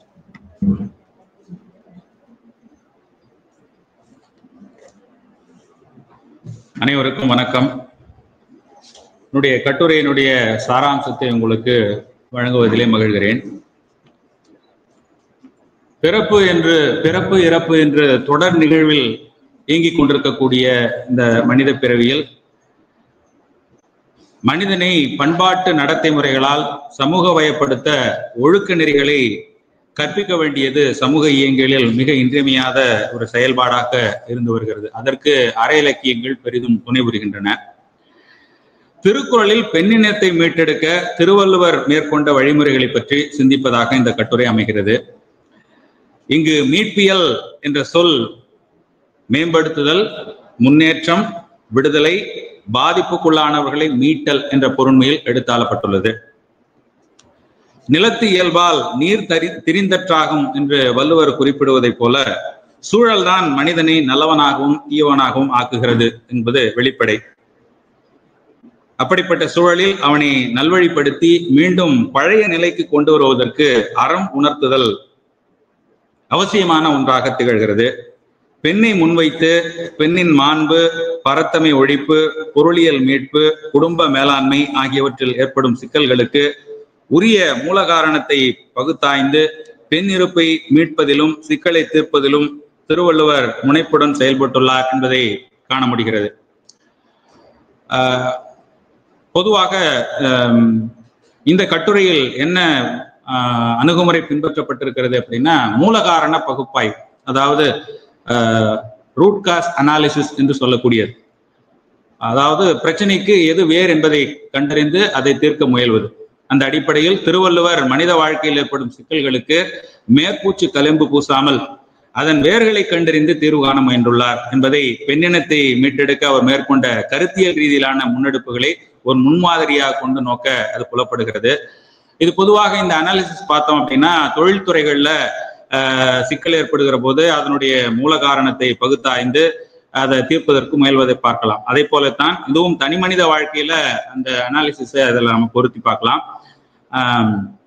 அந்த அடிப்படையில இதுல என்னென்ன மாதிரியான சிக்கல்கள் அப்படின்னு பார்க்கிற போது பெண் இருப்பை மீட்பதில், அதாவது பெண் ஆணுக்கு கட்டுப்பட்டவள், ஆணை சார்ந்தே வாழும் தகுதியுடையவள், சுய சிந்தனையற்ற பேதை என்பன போன்ற கருத்துக்கள் சமூகத்தில் அழுத்தம் பெற்றுவிட்ட காலத்தில் சமூக இயக்கத்தில் பெண்ணின் இருப்பும் அவளுடைய பங்கும் குறித்து நடுநிலையோடு எடுத்துரைக்கக்கூடிய இலக்கியமாக திருக்குறளானது இருக்கிறது. அந்த அடிப்படையில் பார்க்கிற போது வள்ளுவர் தற்காத்து தற்கொண்டான் பேணி தகை சான்ற சொற்காத்து சோர்விலால் பெண் என்று அவருடைய இருப்பை பற்றி அங்கு அவள் சுயமாக சிந்திக்கக்கூடியவள், தன்னைத்தானே தற்காத்துக் கொள்ளுகின்ற தகைமையுடையவள் என்பதை எடுத்துரைப்பதை நாம் இங்கு பார்க்க முடிகிறது. அதே போல சிறை காக்கும் காப்பு எவன் செய்யும் மகளிர் நிறை காக்கும் காப்பிய தலை, பெண்ணின் பெருந்தக்க யாவுல கற்பென்னும் திண்மை உண்டாக பெறின் என்ற குரட்பாக்களோடு நாம் அதை பொருத்தி பார்க்கிற போது திருக்குறள் பெண்ணின் சுயமரியாதைக்கும் ஏற்றத்துக்கும் எத்தகைய பங்காற்றி இருக்கிறது என்பதை நாம உணர்ந்து கொள்ள முடிகிறது. அதே போல பெண்ணினுடைய மாண்பு சிறப்பதற்கு தடையாக உள்ள காரணங்களாக எதையெல்லாம் வள்ளுவர் பட்டியலிடுகிறார் அப்படின்னு பார்க்கும்போது, வருவாய்க்கு தக்கபடி செலவு செய்யாமை, குடும்பத்திற்கு பெருமை தக்க நற்குணங்கள் இன்னாமை, ஒழுக்கமின்மை, கணவனை போற்றாமை, தற்காத்து கொள்ளும் திறனின்மை, மேற்கொண்ட உறுதிப்படி நடவாமை, அடுத்தவரின் பாதுகாப்பை சார்ந்திருத்தல், காமத்தை வாயிலாக கொண்டு ஆணை தன்வயப்படுத்தும் தன்மை, மக்கட்பேற்றை போற்றாமை என்பன போன்ற கருத்துக்களை வைத்துக்கொண்டு அவற்றையெல்லாம் தவிர்ப்பதற்குரிய கருத்துக்களை அந்த வாழ்க்கை துணை நலம் என்கிற அதிகாரத்துல வலியுறுத்த நாம், அதாவது இருப்பதை கொண்டு இல்லாதது என்பதை காண்கின்ற அணுகுமுறை. நெருப்பு அப்படிங்கிறது கண்ணுக்கு புலப்பட வேண்டியதான் கூட புகைதான் கண்ணுக்கு புலப்படுதுன்னா அதை என்ன சொல்லியிருக்கார் அப்படிங்கிறது அதுக்கு அந்த பிரச்சனை என்ன என்பதை நாம் இங்கு புரிந்து கொள்ளலாம். அதே போல அடுத்ததாக பாலியல் பிறழ்வில் இருந்து மீட்டெடுப்பதற்குரிய சிந்தனைகளை முன்வைக்கிறார். கற்பு என்கிற அந்த ஒழுக்க கோட்பாட்டை திருவள்ளுவர் ஒருதலையாக பெண்ணுக்கு மட்டும் வலியுறுத்துவதாக பொதுப்புத்தியில் பார்க்கிற போது தோன்றலாம். ஆனால் ஆணுக்கும் பாலியல் ஒழுக்கத்தை பிறனில் விழையாமை என்ற அதிகாரத்தில் வலியுறுத்தப்பட்டிருப்பதை நாம் காணலாம். அதாவது பிறர் மனைவியின் மேல் ஆசை கொண்டு அலைபவன் மூடன், அவன் செத்த பிணத்துக்கு ஒப்பாவான். பிறர் மனைவியின் மேல் காமம் கொண்டு மாற்றான் வீட்டுக்குள் நுழைவானே ஆனால் அவன் எத்தனை சிறப்பை பெற்றிருந்தும் பயனில்லை, அப்படிப்பட்டவன் நிலைத்த பழியை அடைவான் என பல்வேறு கருத்துக்களை பிறன்மனை நயப்பதால் ஏற்படுகின்ற விளைவுகளை எடுத்து கூறி இல்லறம் என்கிற குடும்ப அமைப்பில் வாழும் பெண்ணை பாதுகாக்க ஆணுக்கு அறிவுரை கூறுகிறார். இது பெண்ணினத்தை மீட்பதற்குரிய செயல்பாடுகளாக ஆணினுடைய பங்கு என்ன என்பதை எடுத்து குறிப்பதாக இருக்கிறத நம்ம பார்க்க முடியும். அதே போலவே பரத்தமை ஒழிப்பிலிருந்து மீட்டெடுத்தல் அப்படிங்கிற நிலையில பெண்ணினத்தை மீட்பதற்கு அவர் என்ன கருத்துக்களை முன்வைக்கிறார் அப்படின்னு பார்க்கும்போது, இன்றைக்கும் கூட அதை ஒரு சட்டமாக போடாமல் உணர்ந்து திருந்த வைக்கிற ஒரு முயற்சியை வள்ளுவர் முன்னெடுத்திருக்கிறார் அப்படின்னு பார்க்க முடியும். அதாவது ஒரு போதைப் பொருள் புழக்கத்துல இருக்கு அப்படின்னா அது அது நுகர்வதற்கு காரணமாக, அது நுகர்வோரினுடைய நாட்டம் காரணமாக, அப்ப அந்த நுகர்வோரிடம் நாட்டம் இல்லாமல் போகுமானால் அந்த போதைப் பொருள் புழக்கத்துல இருக்காது. அது போல எங்க விற்கிறானோ அதை பத்தி பிரச்சனை இல்லை, அதை யார் நுகர்றானோ அவனிடத்துல திருத்திட்டா விற்கிறவனுக்கு வேலை இல்லாமல் போயிடும் அப்படிங்கிற மாதிரி தன்மையில இங்க திருத்த முனைவது ஆணை திருத்த முயல்கிற ஒரு வேலையாக இந்த இடத்துல பார்க்கலாம். அந்த அடிப்படையில பரத்தமை நாட்டத்தால் அதனால் ஏற்படும் இழிவுகளையும் இழப்புகளையும் ஆணுக்கு எடுத்துரைத்து நெறிப்படுத்தினால் பரத்தமை ஒழியும், பெண்ணினுடைய பெருமை உயரும், குடும்பம் என்னும் நிறுவனம் சிறக்கும் என்பது வள்ளுவரினுடைய எண்ணம். அதனால்தான் திருவள்ளுவர் வரைவின் மகளிர் என்னும் அதிகாரத்தில் பரத்தமையை சாடுகிறார். அதே போலவே இந்த முயற்சியில் திருவள்ளுவர் 2 பலன்களை எதிர்பார்க்கிறார். ஒன்று, பரத்தமையால் சமூகத்தில் தனக்குள்ள இருப்பு இழிவானதாக இருப்பதை உணர்ந்து பரத்தமைக்கு ஆளான பெண் திருந்த வேண்டும். மற்றொன்று, பரத்தமை நாட்டத்தால் ஏற்படும் தீங்குகளை உணர்ந்து ஆண் விலக வேண்டும் அப்படிங்கிற எதிர்பார்ப்பை நாம் இந்த இடத்துல பார்க்கலாம். அதே போல சமூகத்தில் சட்டம் போட்டு தடுப்பது என்பது வேறு, உணர வைத்து திருத்துவது என்பது வேறு. அதற்கு சான்றாகவே திருக்குறளில் சிறை காக்கும் காப்பேவன் செய்யும் மகளிர் நிறை காக்கும் காப்பே தலை என்ற திருக்குறளையே நாம உதாரணம் காட்டலாம். அந்த அடிப்படையில் இங்கு வள்ளுவர் கூறும் மீட்பு நெருக்கடியாக இல்லாமல் உள்ளார்ந்த மனமாற்றமாக இருப்பதை உணரலாம். இந்த அணுகுமுறையிலேயே பரத்தமை வள்ளுவர் சாடுகிறார் என்பதை இந்த இடத்துல நாம் உணர்ந்து கொள்ளலாம். அதற்கு அடுத்ததாக காம விளைவிலிருந்து மீட்டெடுப்பது அப்படிங்கிற தன்மை, பெருமையும் உரணும் ஆடுவோம் என என்பதற்கு மாற்றாக பெண்ணின்பம் விளைபவர்கள் அவர்களிடத்து அதை பெறுவதற்காக அவர்கள் ஏவல்படி நடந்து அறத்தை மறந்து அறச்செயலுக்கு மாறான செயல்களை செய்வதோடு பொருள் தேடையும் ஊக்கத்தையும் இழந்து விடுகிறார்கள் அப்படின்னு வள்ளுவர் சொல்றார். சோ அதனால இந்த அறவினையும் ஆன்ற பொருளும் பிறவினையும் பெண் ஏவல் செய்வார்கள். இந்த இடத்துல பெண்ணை தாழ்த்தி பேசல, அதாவது எந்த மாதிரியான தன்மைனா அந்த ஆணினுடைய சிற்றின்ப வேட்கைக்காக அவன் அறத்தை மறந்து போகக்கூடியவனாக இருக்கிறான், அவ்வாறு நடந்து கொள்ளக்கூடாது அப்படிங்கிற ஒரு நிலையில பெண்ணை இந்த இடத்துல அப்படி அந்த நிலைக்கு ஆட்படுத்தாதீர்கள் அப்படிங்கிற அறிவுரை ஒரு எதிர்நிலையில் நின்று வழங்குவதாக நாம் இந்த இடத்துல எடுத்துக்கலாம். அதே போல நில உடைமை சமுதாயத்துல பார்த்தோம் அப்படின்னா ஆண் சார்பு சிந்தனையோடு வள்ளுவரால் இயற்றப்பட்டது இந்த பெண்வழி சேரல் என்கிற அதிகாரம் என்று கருதுவோர் இருக்கிறார்கள். ஆனால் இந்த அதிகாரத்தில் இருக்கக்கூடிய 10 குறள்களையும் நாம ஊன்றி கவனித்தோமே ஆனால், அதாவது இங்க எப்படி சொல்றாரு, தன்னுடைய பெண்மையை நயக்கும் ஆண்களை, எல்லா பெண்களும் இல்லை, எவன் ஒருவன் மனைவியை விட்டு தன்னை நயந்து வருகிறானோ அவனிடமிருந்து பொருளை பெறக்கூடிய ஒரு நிலையாத்தான் நாம் இந்த இடத்துல பார்க்க வேண்டியிருக்க தவிர, அதனால இது எல்லா ஒட்டுமொத்த பெண்ணினத்தினுடைய ஒரு குற்றச்சாட்டாக இதை நாம் எடுத்துக்கொள்ளாமல் அந்த நிலையில அப்படி வீழ்த்துக்கின்ற பெண்களைத்தான் இந்த இடத்துல மறைமுகமாக வள்ளுவர் சாடுவதாக இந்த இடத்துல நாம் எடுத்துக்கொள்ள வேண்டியிருக்கிறது. அப்படி பெண் வழி நடக்கும் ஆண்களால் அவருடைய நண்பர்களுக்கு நேரிடும் துன்பங்களையோ வேறு நற்காரியங்களையோ செய்ய முடியாமல் போகிறது. அதனால அந்த நிலையை அவர் வந்து எதிர்க்கக்கூடிய ஒரு நிலைப்பாட்டை இந்த இடத்துல நம்ம பார்க்க முடிகிறது. அதே போலவே அந்த அடிப்படையில் இதை பார்க்கும்போது தன் மனைவி மேலுள்ள காமத்தால் அவள் முரண்பாடுகளை கண்டுகொள்ளாது, அறத்தை மறந்துவிடக் கூடாது என ஆணை இடித்துரைக்கும் அதிகாரமாகவே நாம் இந்த பின்வழி சேரலை எடுத்துக்கொள்ள வேண்டுமே தவிர இப்படி பொது புத்தியில் எடுத்துக்கொள்ளக்கூடாது என்ற ஒரு கருத்தை இந்த இடத்துல நான் பதிவு செய்ய விரும்புகிறேன். அதே போல அதனால்தான் ஆண் கடமை மறக்கிறான், பெண் வந்து பெருமை இழக்கிறாள், மனை விழைவார் மான் பயன் எய்தார் என்ற குற்றத்திற்கு பெண்கள் ஆளாக நேரும். ஆணும் திருந்த வேண்டியிருக்கிறது, பெண்ணும் தன்னை மாற்றிக்கொள்ள வேண்டியிருக்கிறது அப்படிங்கிறத. அதே மாதிரி பொருளாதார வளமறிந்த பெண்கள் வாழ வேண்டும் என்கிற கருத்தையும் வள்ளுவர் பெண்ணுக்கு அறிவுரை வழங்குவதாக இங்கே பார்க்கலாம். நிறைவாக திருவள்ளுவர் வாழ்ந்த காலச்சூழல் என்பது வேறாகவும் இன்று நாம் வாழுகின்ற காலச்சூழல் என்பது வேறாகவும் இருக்கின்ற நிலையில் திருக்குறள் காட்டுகின்ற அந்த பெண் பற்றிய மதிப்பீடுகளை இன்றைய பெண்ணியவாத கண்ணோட்டத்துல பார்ப்பது என்பது ஏற்புடையதாகாது. திருவள்ளுவர் வாழ்ந்த காலத்தில் பெண் சமூகத்தை மீட்டெடுவதற்கு அவர் எப்படியெல்லாம் சிந்தித்திருக்கிறார் என்ற கோணத்தில் பார்ப்பதுதான் ஏற்புடையதாக இருக்கும்.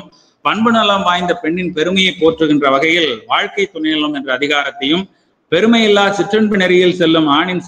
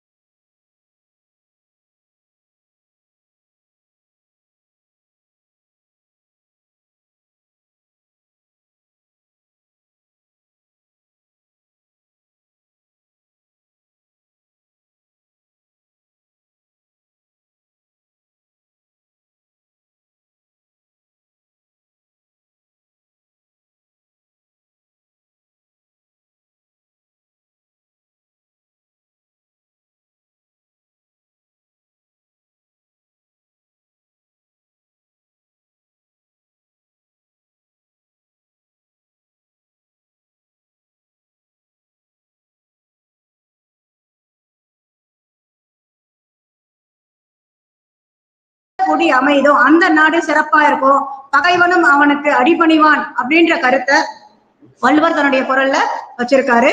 உழவர்கள் எப்பவுமே சோம்பி இருக்க மாட்டாங்க, அவங்க விடியற் காலையில போய் தன்னுடைய உழவு தொழிலை மேற்கொள்ளுவாங்க. அப்படி சோம்பி இருந்தா அவனுடைய பூமி தாயை தம்மை இகழ்வாள் அப்படின்ற தெரிஞ்சதுனால அவங்க என்னைக்குமே சுறுசுறுப்பா இருந்து தம்முடைய தொழில நேர்மையா உண்மையா உழைச்சாங்க. அதே மாதிரி அடுத்தவங்க பொருளுக்கு ஆசைப்பட மாட்டாங்க உழவர்கள் அப்படின்னு தன்னுடைய குரல்ல சொல்லியிருக்காரு. இப்படி அவருடைய உழவர்களுடைய பெருமையை சொன்னவரு அதே நேரத்துல உழவு தொழில்நுட்பம் எப்படி அவர் பண்ணியிருக்காங்க அப்படின்னு நாம் பார்த்தோம்னா எந்த ஒரு தொழிலாட்டம் நம்ம வந்து அதை நுட்பமா ஆழமா நாம அதை வந்து எப்படின்னா ஒரு தம்முடைய அறிவுத்திறனோட முழு மனசோட செய்யணும். அப்படி செஞ்சோம்னா அந்த தொழில் சிறக்கும் அப்படின்றது வள்ளுவருடைய கருத்து.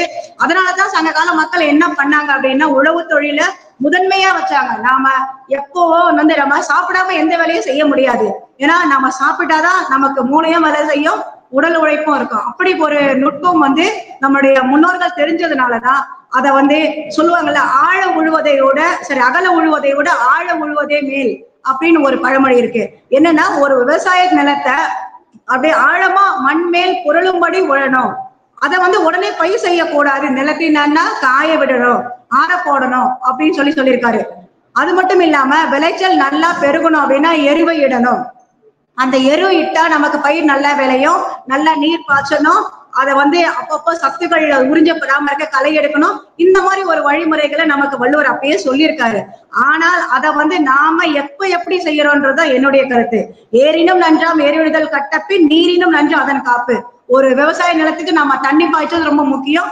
அதை நேரத்தோட பாய்ச்சணும். எப்படி விவசாயம் பண்ணணும், எந்த நுட்பத்துல பண்ணணும் அப்படின்னு சொல்லியிருக்காரு. அது மட்டும் இல்லாம கால்நடைகள் அப்பெல்லாம் வந்து இந்த நம்ம இதுல மருந்து கலந்த உணவுகள் போட மாட்டாங்க. கால்நடைகளுடைய கழிவு, ஒரு தொழு உரம், இலை தழை உரம், பஞ்சகாவியம் மாதிரி அந்த இதெல்லாம் இருக்கு, சாணம், இதெல்லாம் மட்டும்தான் அவங்க உழவு தொழிலுக்கு பயன்படுத்திட்டு இருந்தாங்க.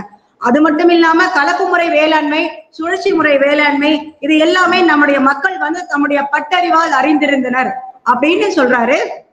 செல்லான் கிழவன் இருப்பின் நிலம் புலர்ந்து இல்லாலின் ஊழவிடும் அப்படின்னு உழவர்களுடைய பெருமையும் அவருடைய தொழில் நுட்பத்தையும் வள்ளுவர் தன்னுடைய குரல்ல மிகவும் அழகா சொல்லியிருக்காரு. இப்போ என்னுடைய மீட்பிய சிந்தனை என்ன அப்படின்னா, இந்த காலகட்டத்தில் அப்போ வந்து நம்மளுடைய முன்னோர்கள் உழவு தொழில் தான் உயிர் மூச்சு அப்படின்னு சொல்லிட்டு அதை நேர்மையா பண்ணியிருக்காங்க. நல்ல விளைச்சலும் இருந்திருக்கு, நாட்டில் பொருளாதாரமும் நல்லா வளர்ந்திருக்கு, நம்மளுடைய மக்களும் நல்ல செல்வ செழிப்போட வாழ்ந்தாங்க, ஆரோக்கியமா இருந்தாங்க. குறிப்பா நம்ம சொல்ல போனோம்னா 100 வயது வரை ஆரோக்கியமா இருந்தாங்க அந்த காலகட்டத்தில் விவசாய முறையில. ஆனா இப்ப வந்து நம்மளுடைய நலிந்து போன அந்த விவசாயமானது அதை எப்படி மீட்டு கொண்டு வர்றதுதான் நம்முடைய கேள்விக்குறியா இருக்கு. ஒரு தமிழன், ஒரு விவசாயி தன்னுடைய நாட்டுல சுதந்திரமா விவசாயம் செய்ய முடியலன்னா தலை குனிய வேண்டியது அப்படின்னு நாம தான். ஏன்னா அவன் விவசாயம் செய்ய முடியாம தற்கொலை பண்ணிட்டான் அப்படின்னா நமக்கு அது ரொம்ப பெரிய அவமானம் அப்படின்ற மாதிரி என்னுடைய கருத்து. ஏன்னா அவனுக்கு விவசாயம் அப்படின்றது நாம கலப்பு இல்லாம இயற்கை உரத்தோட இருக்கணும் அப்படின்றதுதான் நம்மளோட முன்னோர்கள் நமக்கு சொன்ன, நம்ம முன்னோர்களும் சரி திருவள்ளுவரும் அதுதான் சொல்லியிருக்காரு. மருந்துகள் இட்ட அந்த உரத்தை விடுவதனால் உணவு வந்து விஷமா மாறிடுச்சு. இப்பெல்லாம் வந்து என்னன்னா நாம விவசாயத்துடைய தன்மையை மறந்துடுறாங்க. என்ன பண்றாங்க, விவசாய நிலம் வந்து ஒவ்வொருக்கும் ஒரு தெய்வம் மாதிரி. அதனாலதான் ஒரு விவசாயி நிலத்துல கால் வைக்க சொல்ல செருப்பு போட மாட்டாங்க, விவசாயத்தை அப்படி தெய்வமா மதிச்சு போடுறாங்க. அப்போ அந்த நிலங்கள் சீர்கடாம இருக்கணும் அப்படின்றது ஒவ்வொரு விவசாயியும் நினைச்சு பார்க்கணும்.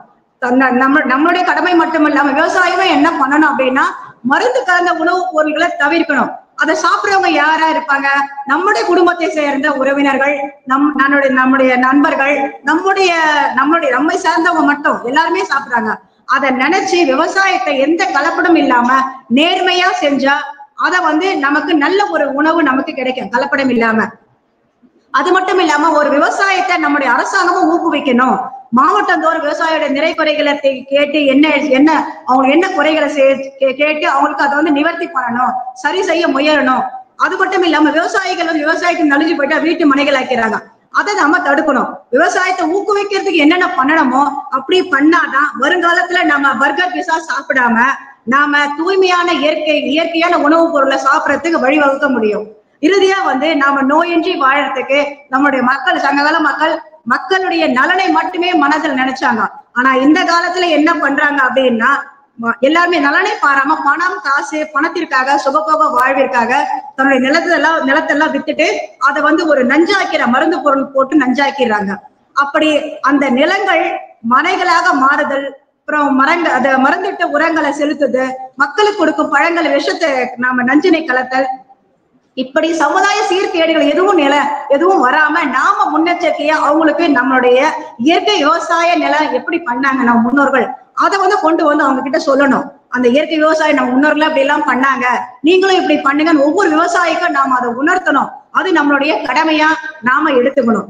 அது மட்டும் இல்லாம அவங்க எப்படிப்பட்ட திறன்களை கையாண்டாங்க, எப்படிப்பட்ட நுட்பங்களை கையாண்டாங்க, அதை நாம அவங்களுக்கு சொல்றது நம்முடைய தமிழர்களுடைய தலையாய கடமை அப்படின்னு சொல்றாங்க. ஒரு விவசாயத்துல மீண்டும் ஒரு புரட்சி வந்தா மட்டும்தான் நமக்கு வந்து விவசாயம் நேர்மையா நடக்கும்.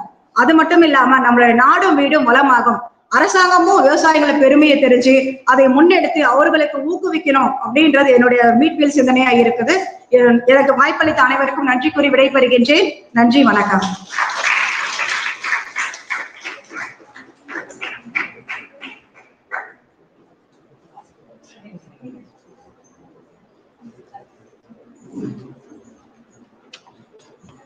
அழகாக விவசாயம் பற்றி, வேளாண் தொழில் பற்றி பேசிய கட்டுரையாளர்களுக்கு நன்றி.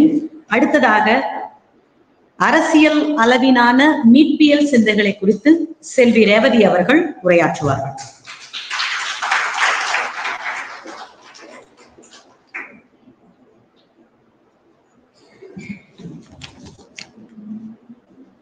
தாய்மொழியாம் தமிழுக்கு தலை வணங்கி அவையில் இருக்கும் அனைவருக்கும் என் அன்பு வணக்கத்தை கூறி என் உரையை தொடங்குகிறேன். என்னுடைய தலைப்பு அரசியல் அளவிலான மீட்பியல் சிந்தனை. அரசியல் பிழைத்தோருக்கு அறம் கூட்டாகும் என்பது இளங்கோவின் வாக்கு. இளங்கோவடிகள் கூறியது. அத்தகைய அரசியலை பற்றி கிமு 31ஆம் நூற்றாண்டிலேயே கூறியவர் நம் வள்ளுவர். வள்ளுவர் கூறும் அரசு எப்படி இருக்குன்னு பார்த்தோம்னா, அரசியல் அப்படின்ற ஒரு இயலியை தனியா அரசியலுக்கு வகுத்திருக்காரு. ஒரு அரசுக்கு தேவையான ஒன்று எதுன்னு பார்த்தோம்னா, அரசியல் உள்ளார போய் பார்த்தோம்னா அரசியலுக்கு ஒற்று தேவைப்படுது. தூது, படை, அமைச்சர், இது எல்லாம் அரசியலுக்கு தேவையான முக்கியமான ஒன்று. இதை எல்லாத்தையும் வள்ளுவர் தன்னுடைய அதிகாரத்துல தன்னுடைய பொருட்பால் அப்படின்ற ஒரு பிரிவுல ஒவ்வொரு அதிகாரமா வகுத்தே கூறியிருக்காங்க. அந்த வகையில நம்ம முதல் பார்க்க போறது மன்னனின் உடைமைகள். மக்களாட்சியாக இருந்தாலும் சரி, மன்னராட்சியாக இருந்தாலும் சரி, அவங்களுக்கு உடைமையானதுன்னு பார்த்தோம்னா ஒரு 6 முக்கிய உடைமைகள் இருக்கு. அத வள்ளுவர் 1.25 அடியில சுருங்க சொல்லி நம்ம எல்லாருக்கும் விளங்க வைத்திருக்காரு. படை, குடி, கூழ் அமைச்சு நட்பற நாடும் உடையான் அரசருள் ஏறு. மன்னனா இருந்தாலும் சரி, இன்றைய மக்களாட்சியில தலைமை பதவி வகிக்கிறவங்களா இருந்தாலும் சரி, அவங்களுக்கு உடைமையான 6 என்னன்னு பார்த்தோம்னா, நாட்டுப்பற்று மிக்க மக்கள், வீரமிக்க படை, குறையாத செல்வம், அமைச்சர், நட்பு, காவல். இந்த 6மே ஒழுங்கா இருந்திருந்தா அவங்களுடைய அரசு சிறப்பா இருக்கும் என்பது நம்ம வள்ளுவருடைய கருத்து. மன்னனும் ஆலோசனையும். ஆலோசனை என்பதை இன்று எல்லாருமே நமக்கு ஏதாவது ஒண்ணுத்துல சந்தேகம் வந்தாலோ இல்ல எதனா தெரியலனாலோ யாரிடமோ போய் கேட்கிறோம். நம்ம மட்டும்தான் ஆலோசனை கேட்கிறோமோன்னு பார்த்தோம்னா இல்ல, மன்னருக்கும் ஆலோசனை அப்படின்றது இருக்கு. மன்னரும் ஆலோசனை அப்படின்றத கேட்டுதான் தன்னுடைய அரசையே வழி நடத்தி இருக்காரு. இடிப்பாறை இல்லாத ஏமரா மன்னன் கெடுப்பார் இல்லானும் கெடும். மன்னருக்கு அறிவுரை சொல்ற இடத்துல அமைச்சர் அப்படின்றவர் இல்லைன்னா அந்த அரசு தானாவே அழிந்துவிடும் அப்படின்றது வள்ளுவருடைய வாக்கு. இந்த ஆலோசனை என்பது மன்னர் ஆட்சியில இப்படி இருக்குன்ட்டு வள்ளுவர் சொல்லிட்டாரு. இன்றைய மக்கள் ஆட்சியில இந்த ஆலோசனையானது எப்படி இருக்குன்னா, இந்திய அரசியலமைப்பு 74வது விதி பிரிவு 1 படி குடியரசுத் தலைவர், நம்மளுடைய அரசியல் அமைப்பு படி பார்த்தோம்னா உயர்ந்த இடத்துல நாட்டில பெரிய பதவியில இருக்கிறவங்க யாருன்னு பார்த்தோம்னா குடியரசுத் தலைவர். குடியரசுத் தலைவருக்கு ஆலோசனை வழங்குறதுக்கும் அவருக்கு உதவி செய்யவும் பிரதம அமைச்சரை தலைமையா கொண்ட ஒரு குழு இருக்க வேண்டும் என்பது பிரிவு 74 பிரிவு 1 படி அரசியல் அமைப்பு நமக்கு வலியுறுத்துற கருத்து. இந்த ஆலோசனை மன்னராட்சியிலும் இருந்திருக்கு, மக்களாட்சியிலும் இருந்திருக்கு என்பது இதன் மூலயமா நம்ம புரிந்து கொள்ளலாம். அடுத்து ஒற்றாடல். ஒற்று அப்படின்றது நம்ம கிட்ட தொன்று தொட்டு வந்த ஒரு மரபு. நம்ம இந்த ஒற்று பற்றிய செய்தியை நம்மளுடைய பழந்தமிழ் இலக்கண நூலான புறப்பொருள் வெண்பாமாலையில தெரிந்து கொள்ளலாம். அது போக வள்ளுவர் ஒற்றரை பத்தி சொல்றதுக்கு ஒற்று அப்படின்ட்டு ஒரு அதிகாரத்தை வகுத்திருக்காரு. வள்ளுவர் மட்டும்தான் ஒற்றை பற்றி பேசியிருக்காரான்னு பார்த்தோம்னா இல்ல.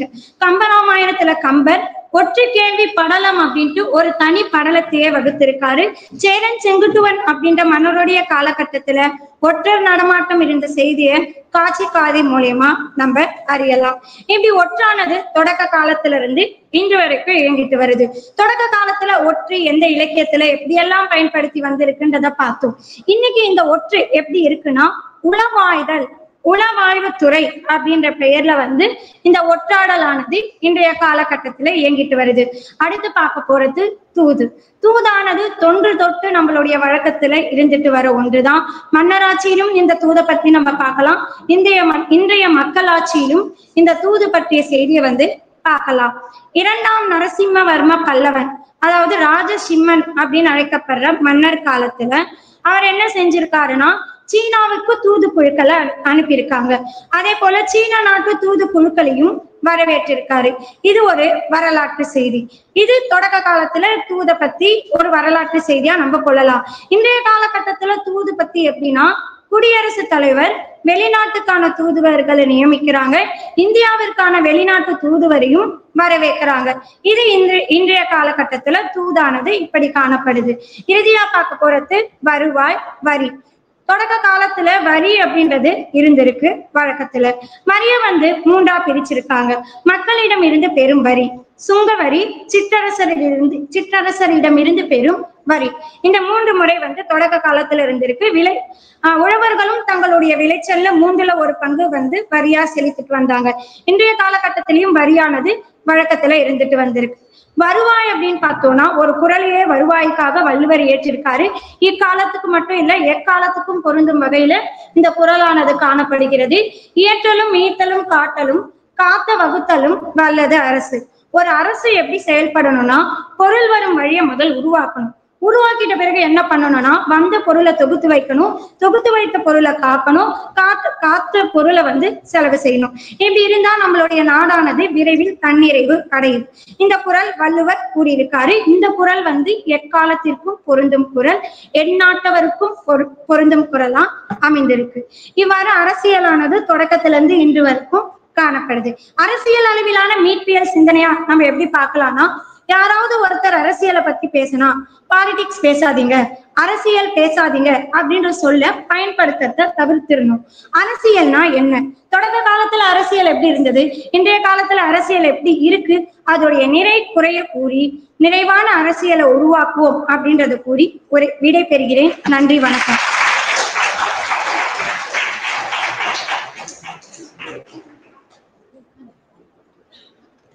அடுத்ததாக சமுதாய அளவிலான மீட்பியல் சிந்தனைகள் குறித்தான கட்டுரையை வழங்குவதற்காக தமிழ்துறை பேராசிரியர் முனைவர் ப. ஜானகி அவர்களை அழைக்கிறேன்.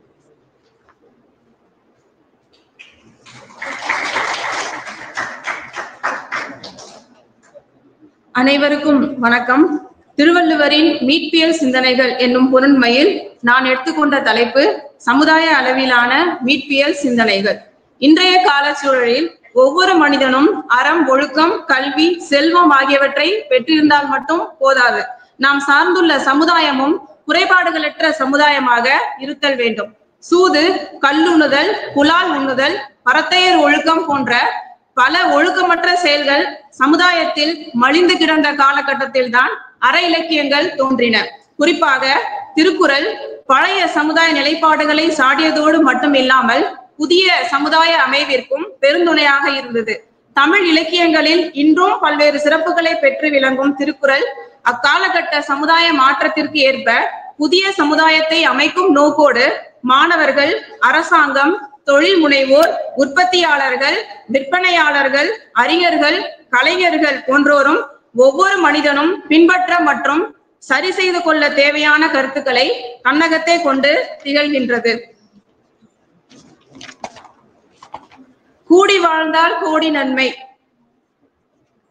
என்பது முதுமொழி.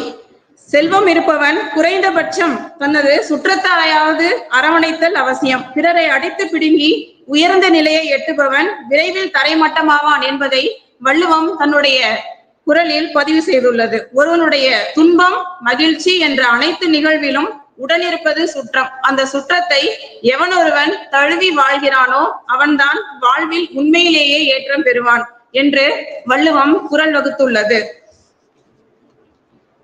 அடுத்ததாக இல்வாழ்க்கை. சமுதாயத்தில் மனிதர்கள் பொருள் ஈட்டுவதற்கும் இன்பம் துய்ப்பதற்கும் அறமே அடிப்படையாக இருக்க வேண்டும் என்றும், அறம் துறவரத்தாருக்கும் உண்டு, இல்லறத்தாருக்கும் உண்டு, இதில் இல்லறத்தாருக்கு கூடுதலாகவே உண்டு என்பதை துறந்தாருக்கும் துவாதவருக்கும் இறந்தாருக்கும் இல்வாழ்வான் என்பான் துணை என்ற பாடல் வழி குறளை பதிவு செய்துள்ளார்.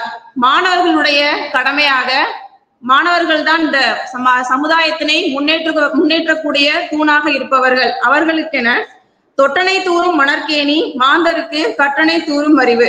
மாணவர் சமுதாயம் உலகில் சிறந்த சமுதாயமாக உருவாக வேண்டும்.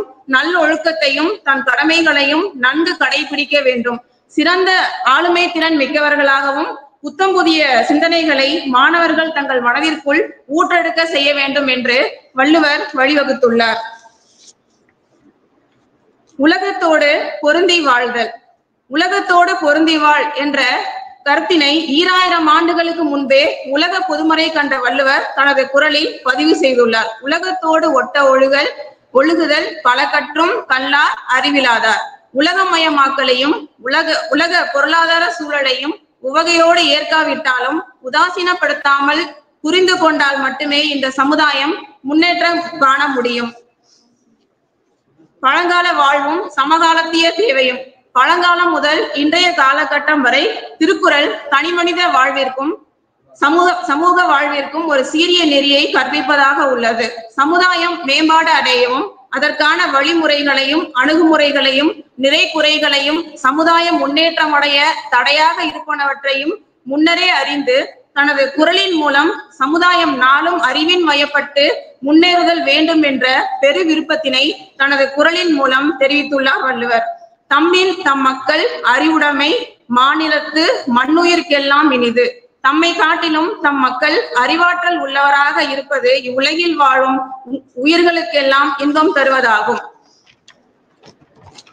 இறுதியாக வள்ளுவம் இக்காலத்திற்கு மட்டுமின்றி எக்காலத்திற்கும் துணையாக நிற்கும் என்பதை ஐயத்திற்கு ஒரு சிறிதும் இடமின்றி அறிந்து தெளிந்து வள்ளுவத்தை போற்றி அதன் வழி வாழ்ந்து மண் பயனுற வேண்டும் என்ற கருத்தினை அகத்தினில் கொண்டு புகழோடு வாழ தலைப்படல் வேண்டும்.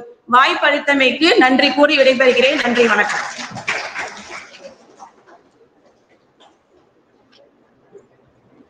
அடுத்ததாக தனி மனித அளவிலான மீட்பியல் சிந்தனைகள் குறித்தான தன்னுடைய கட்டுரை முன்வைக்க முனைவர் தீசா ஜெயலட்சுமி அவர்களே அழைக்கிறேன். அனைவருக்கும் வணக்கம். நான் திருவள்ளுவரின் மீட்பியல் சிந்தனைகள் என்ற பொறுமையில் தனி மனித அளவிலான மீட்பியல் சிந்தனைகள் என்ற தலைப்பில் நான் எடுத்துக்கொண்டுள்ளேன். முதலில் மீட்பியல் சிந்தனை என்றால் என்று பார்க்கலாம். இந்த மீட்பியல் என்பது அனைத்து வகை தொழில்ந்தாலும் சரி அனைத்து வகைக்கும் முன்னேற்றத்திற்கு மிகவும் முக்கியமானது இந்த மீட்பியல் என்ற ஒரு அமைப்பு. இவை பார்த்த ஒரு தீர்வின் அடிப்படையில் ஆராய்ந்து அறியும் திறனாகும். நம்ம என்ன செய்ய போறோம், ஏது செய்ய போறோம், முன்னாடி என்ன சொன்னாங்க, இப்ப அதை எப்படி நம்ம பின்பற்றி வாழ்கிறோம் அப்படின்ற அமைப்பில் நாம் மீண்டு வருவதுதான் மீட்பியல் சிந்தனை ஆகும்.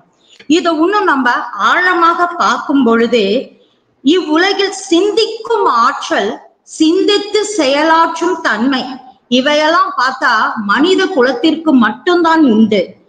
மனிதனுக்கு என ஒரு தனி இலக்கியமாக அப்படி தோன்றிய ஒரு நூல்தான் திருக்குறள்.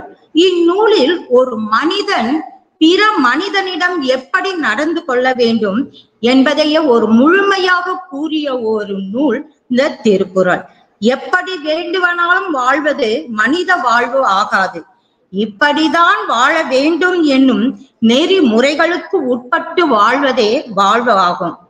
சரி, தனி மனித வாழ்வு என்பது என்றால் பார்த்தோம்னா ஒருவனுடைய அன்றாட வாழ்வியலை குறிக்கிறது. வள்ளுவம் தான் தோன்றிய காலத்தோடு இந்த கருத்தை நிற்கவில்லை, பிற்காலத்தில் வரும் வாழ்கின்ற மனிதர்களுக்கும் எடுத்து சொல்லி வாழ கத்து கொடுக்கின்றது இந்நூல். சரி, இதுல முதல்ல நம்ம பார்க்கிறது தனி மனிதனுக்கு தன்னம்பிக்கை மிகவும் முக்கியமானது. இந்த தன்னம்பிக்கை என்பது ஒரு மனிதனுக்கு நேர்மறையான வாழ்க்கைக்கு உதவுகின்ற ஒரு முக்கியமான பங்கு இந்த தன்னம்பிக்கை இருக்கிறது. ஒவ்வொரு மனிதனும் தன்னால் இதை செய்து முடிக்க முடியும் என நம்புவதும், அந்த நம்பியதை செயல்படுத்த திட்டமிடுவதும், அதை நிறைவேற்ற முயற்சி செய்யும் பொழுது நமக்கு பல தடைகள் ஏற்படும். அந்த தடைகளை பயப்படாமல் விடாமுயற்சியுடன் அந்த காரியத்தை சாதிக்கும் திசை நோக்கி முன்னேறுவதும் தான் இந்த தன்னம்பிக்கை. இதைதான் வள்ளுவர் சொல்லுவார், ஒருவர் தான் எதை செய்ய முடியும் என்பதை அறிந்து அதில் உறுதியாக செயல்படும் பொழுது அவரால் முடியாதது எதுவும் இருக்காது என்கிறார். இவை வள்ளுவர் கூறும் தன்னம்பிக்கைக்குரிய ஒரு மீட்பியல் சிந்தனையாகும். இந்த தன்னம்பிக்கை மட்டும் அல்லாமல் ஒவ்வொருவருக்கும் ஒரு குறிக்கோள் இருக்க வேண்டும். குறிக்கோள் என்பது என்னன்னா, ஒரு குறிக்கோள் இருந்தாதான் நம்மளுடைய ஒரு காரியத்தை செய்யும் பொழுது வெற்றியை நம் எளிதாக அடைய முடியும். இப்ப வள்ளுவர் சொல்றாரு, இத நீ வெற்றியை எளிதாக அடைய வேண்டும் என்றால் 4 குற்றங்களை நீங்க நீக்க வேண்டும் என்கிறார். அந்த 4 குற்றங்கள் என்னன்னு பார்த்தோம்னா, காலம் தாழ்த்தி செய்தல். எந்த ஒரு காரியத்தையும் நாம் எடுக்கும் பொழுது நாளைக்கு பார்க்கலாம், இது நம்மளுடைய ஒரு சாதாரண ஒரு மனிதனுடைய இயல்பு. அந்த இயல்பை கைவிட்டு விட வேண்டும். அடுத்தது மறந்து போதல். நம்ம வீட்டுக்கு போன உடனே ஐயோ இத மறுநாள் நம்ம கேட்கும் பொழுது சொல்லுவோம், ஐயோ மறந்து போயிட்டோமே. அது அடுத்தது தூக்கம். முக்கியமானது எது? தூக்கம். அடுத்தது சோம்பல். இந்த 4ஐயும் விட்டுவிட்டால் நிச்சயமாக நம்ம என்ன செய்யலாம், ஒரு வாழ்க்கையில் நம்முடைய நினைத்த குறிக்கோளை எளிதாக அடையலாம் என்று வள்ளுவர் கூறுகிறார். சரி, தன்னம்பிக்கை சொல்லிட்டாரு, குறிக்கோள் சொல்லிட்டார். இவையெல்லாம் இருந்தா போதுமா? ஒரு தனி மனிதன் பொருளாதாரத்திலும் முன்னேற வேண்டும் என்று கூறுகிறார். ஒவ்வொரு மனிதனும் சமுதாயத்தில் உயர வேண்டுமானால் முக்கியமாக அவன் பொருளாதாரத்தில் உயர்ந்து காண வேண்டும். அதை இன்னும் சொல்ல போனா, உன்னை உயர்த்தி கொள்ள உன் பகைவனுடைய செருக்கை அடக்கிட மிக பெரிய செல்வத்தை செய் என்றும் வள்ளுவர் நம்மளுக்கு கட்டளை இடுகிறார். ஆகவே பொருளை நம்ம அதற்காக எப்படி வேணாலும் சம்பாதிக்கலாம், எப்படி வேணாலும் பொருள் ஈட்டலாம் என்று இருக்கக்கூடாது. நியாயமான முறையில் பெற்றால் அது தன்னால் மற்றவர்கள் மீது ஒரு அன்பை வளர்க்கக்கூடியதாக இவை அமைந்துவிடும்.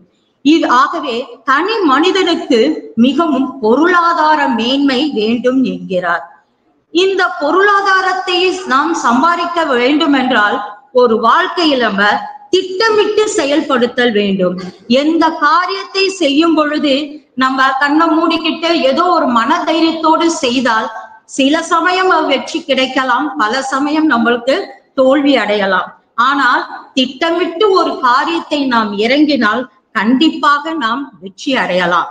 இதற்கு ஒரு கவிதாசன் என்ற ஒரு அறிஞர் சொல்லுகிறார், திட்டமில்லாதவனுடைய வாழ்க்கை கரையில்லாத ஆற்றை போல வீணாகும்.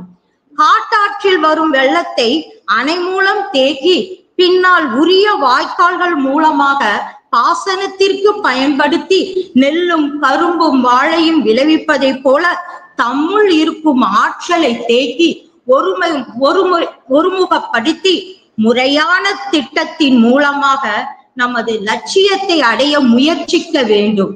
லட்சியம் என்ற அழகிய கோபுரத்திற்கு திட்டமிடுதல் அடித்தளமாகும் என்கிறார். திட்டமிட்ட பிறகு அவற்றை மாற்றுவது மிகவும் துன்பம் பயக்கும் என்பதை வள்ளுவர் எண்ணி துணிக கருமம் துணிந்த பின் எண்ணுமம் என்பது இழுக்கு என்று விளக்கம் தருகிறார். சரி, இவற்றையெல்லாம் கூறி அவர் முக்கியமாக தனி மனிதனுக்கு ஒழுக்கங்கள் மிகவும் முக்கியமானது என்று கூறுகிறார்.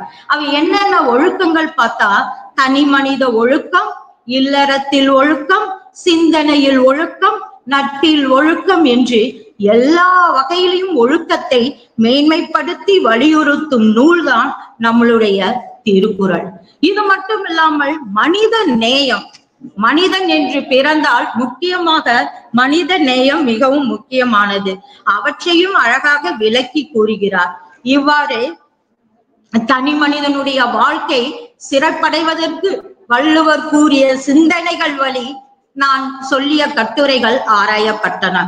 ஒவ்வொரு மனிதனுக்கும் தன்னம்பிக்கை, திட்டமிட்டு செயல்படுதல், தனி மனித ஒழுக்கம், மனித நேயம் என்று வாழ்ந்தால் தலை சிறந்த தலைவனாக உருவாக முடியும் என்று தனி மனித அளவிலான மீட்பியல் சிந்தனையில் கூறப்பட்டுள்ளது. நன்றி.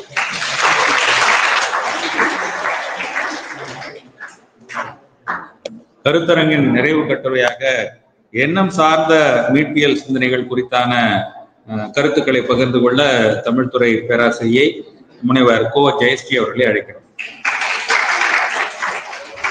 இருந்தமிழே உன்னால் இருந்தேன், இமையோர் விருந்தமிழ்தான் என்றாலும் வேண்டேன் என்ற வைர வரிகளை வணங்கி எண்ணம் சார்ந்த மீட்பியல் சிந்தனைகள் சொல்றதுக்கு முன்னாடி உங்களுக்கு இப்ப மனசுல என்ன இருக்கும்ன்றது எனக்கு தெரிஞ்சிருச்சு.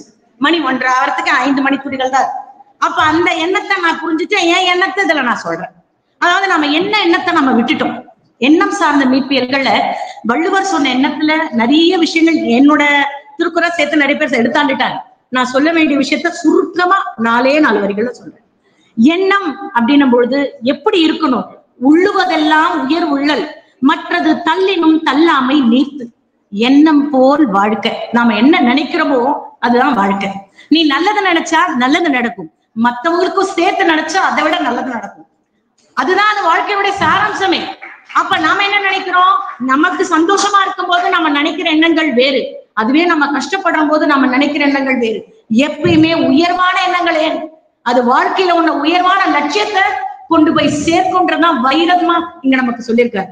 அப்ப எண்ணம் தான் எல்லா விதமான வாழ்க்கையை மாற்றி அமைக்கக்கூடிய சக்தி நம்ம எண்ணக்கு உண்டு. அப்ப நம்ம என்ன நினைக்கணும்? இது என்னால முடியாது, இது எனக்கு வராது அப்படின்னு வட்ட விடக்கூடாது. அதுக்குதான் அதான் சொல்றாரு பாரு அடுத்த வரையே, எண்ணி துணிக கர்மம், துணிந்த பின் எண்ணுவோம் என்பது இழுக்கு. நினைச்சிட்டியா? அந்த காரியத்துக்காக போராடி வெற்றி பாரு. தோல்வி வருதா? தோல்வி அடுத்த ஒரு படியா எடுத்துவே. ஏன் இதை நான் இங்க சொல்றேன்னா, முதல்ல நான் மைக்க பிடிக்கும் போது கை ஒதுரும், கால் ஒதுரும், வாய் குளரும்.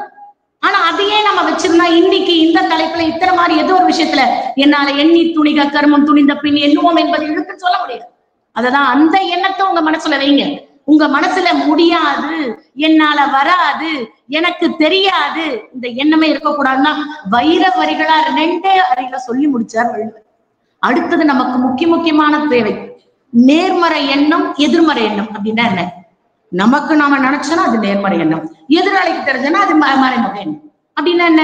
நம்ம கையில ரத்தம் வந்தா ஐயோ ரத்தம், எதிராளி நாங்க அடிபட்டுச்சு ரத்தம் வந்தது. அப்ப என்ன சொல்றாங்க அழகா வள்ளுவர், நேர்மறை எண்ணத்தினுடைய சக்தி எதிர்மறை எண்ணங்களை மாற்றக்கூடிய அளவுக்கு திறன் உண்டு.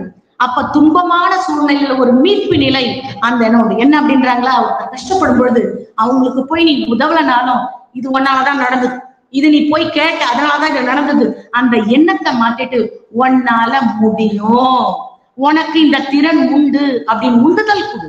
அது இன்னும் உன்னை எங்கெங்கயோ கொண்டு போய் போயிடும். அதுலயும் வார்த்தை அழகா சொல்ற, தீயினால் சுட்ட பொன் உள்ளாரும் ஆறாதே நாவினால் சுட்ட விடு. இதுக்கு நான் பொருள் சொல்லணும்னு அவசியமே கிடையாது. அடிச்சிரு கூட அடிச்சிரு, ஆனா வார்த்தையால மட்டும் யாருடைய மனதை புண்படுத்தாது. அதுதான் நேர்மறை எதிர்மறை.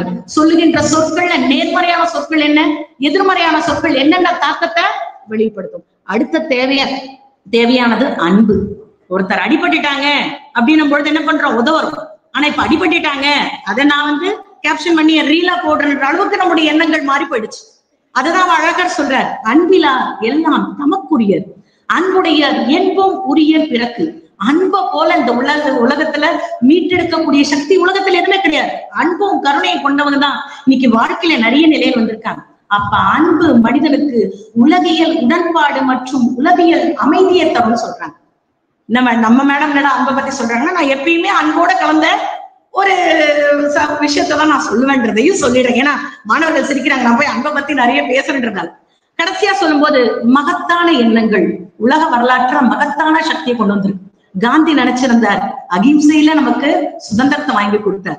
அன்னை தெரசா நினைச்சாங்க மனித சேவையை. அவங்க ஒரு விஷயம் சொல்லுவாங்க, ஒருத்தர் கிட்டா போய் என்ன பண்றாங்க, எனக்கு இந்த சேவையை கூட செய்யறதுக்கு எனக்கு உதவி கொடுன்னு கேட்கும்போது, ஒருத்தர் என்னத்துக்குமா நீ வந்தன்னு கேட்கும்பொழுது, ஐயா என்ன திட்டுறதா இருந்தா என்ன திட்டிடுங்க, காரி கூட துப்பிடுங்க, நான் கையில ஏந்திக்கிறேன், ஆனா என்னுடைய குழந்தை சேவை சமைப்பதற்கு எனக்கு ஏதாவது ஒரு உதவி செய்யுங்க.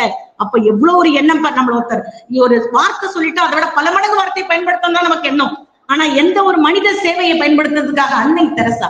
அடுத்து இன்னைக்கெல்லாம் நம்ம பேசுறோம், இன்னைக்கெல்லாம் அதை பத்தி எடுத்து சொல்றோம், விடுதலைன்னா என்ன, உணர்வுன்னா என்ன, இதெல்லாம் பாரதி அழகா முதல்ல சொல்லிட்டார். தனி மனிதனுக்குடைய சிறப்புகளை பத்தி சொல்லியிருக்காரு. அப்போ இதுக்கு மேல கடைசியா அடிமை துறவை எதிர்த்தார் அப்ரஹாம் லிங்கன். அப்ப நம்மளுடைய எண்ணங்கள் எப்படி இருக்கணும் அப்படின்னும் போது நிறைய எண்ணங்கள் நம்மளை சார்ந்து இருக்கக்கூடாது, பொதுவாக இருக்கணும். இததான் திருவள்ளுவர் எண்ணம் சார்ந்த கோட்பாடுகள் தற்கால வாழ்க்கையில எதிர்கால வாழ்க்கையில என்னைக்கு கெடுத்தாலும் திருக்குறளை கண்டிப்பா நீ எடுத்து படிச்சினா அதுல ஒரு எண்ணம் உன் உலகை மாற்றும். எனக்கு வாய்ப்பு கொடுத்த அவையோருக்கு மிக்க நன்றி. நன்றி, வணக்கம்.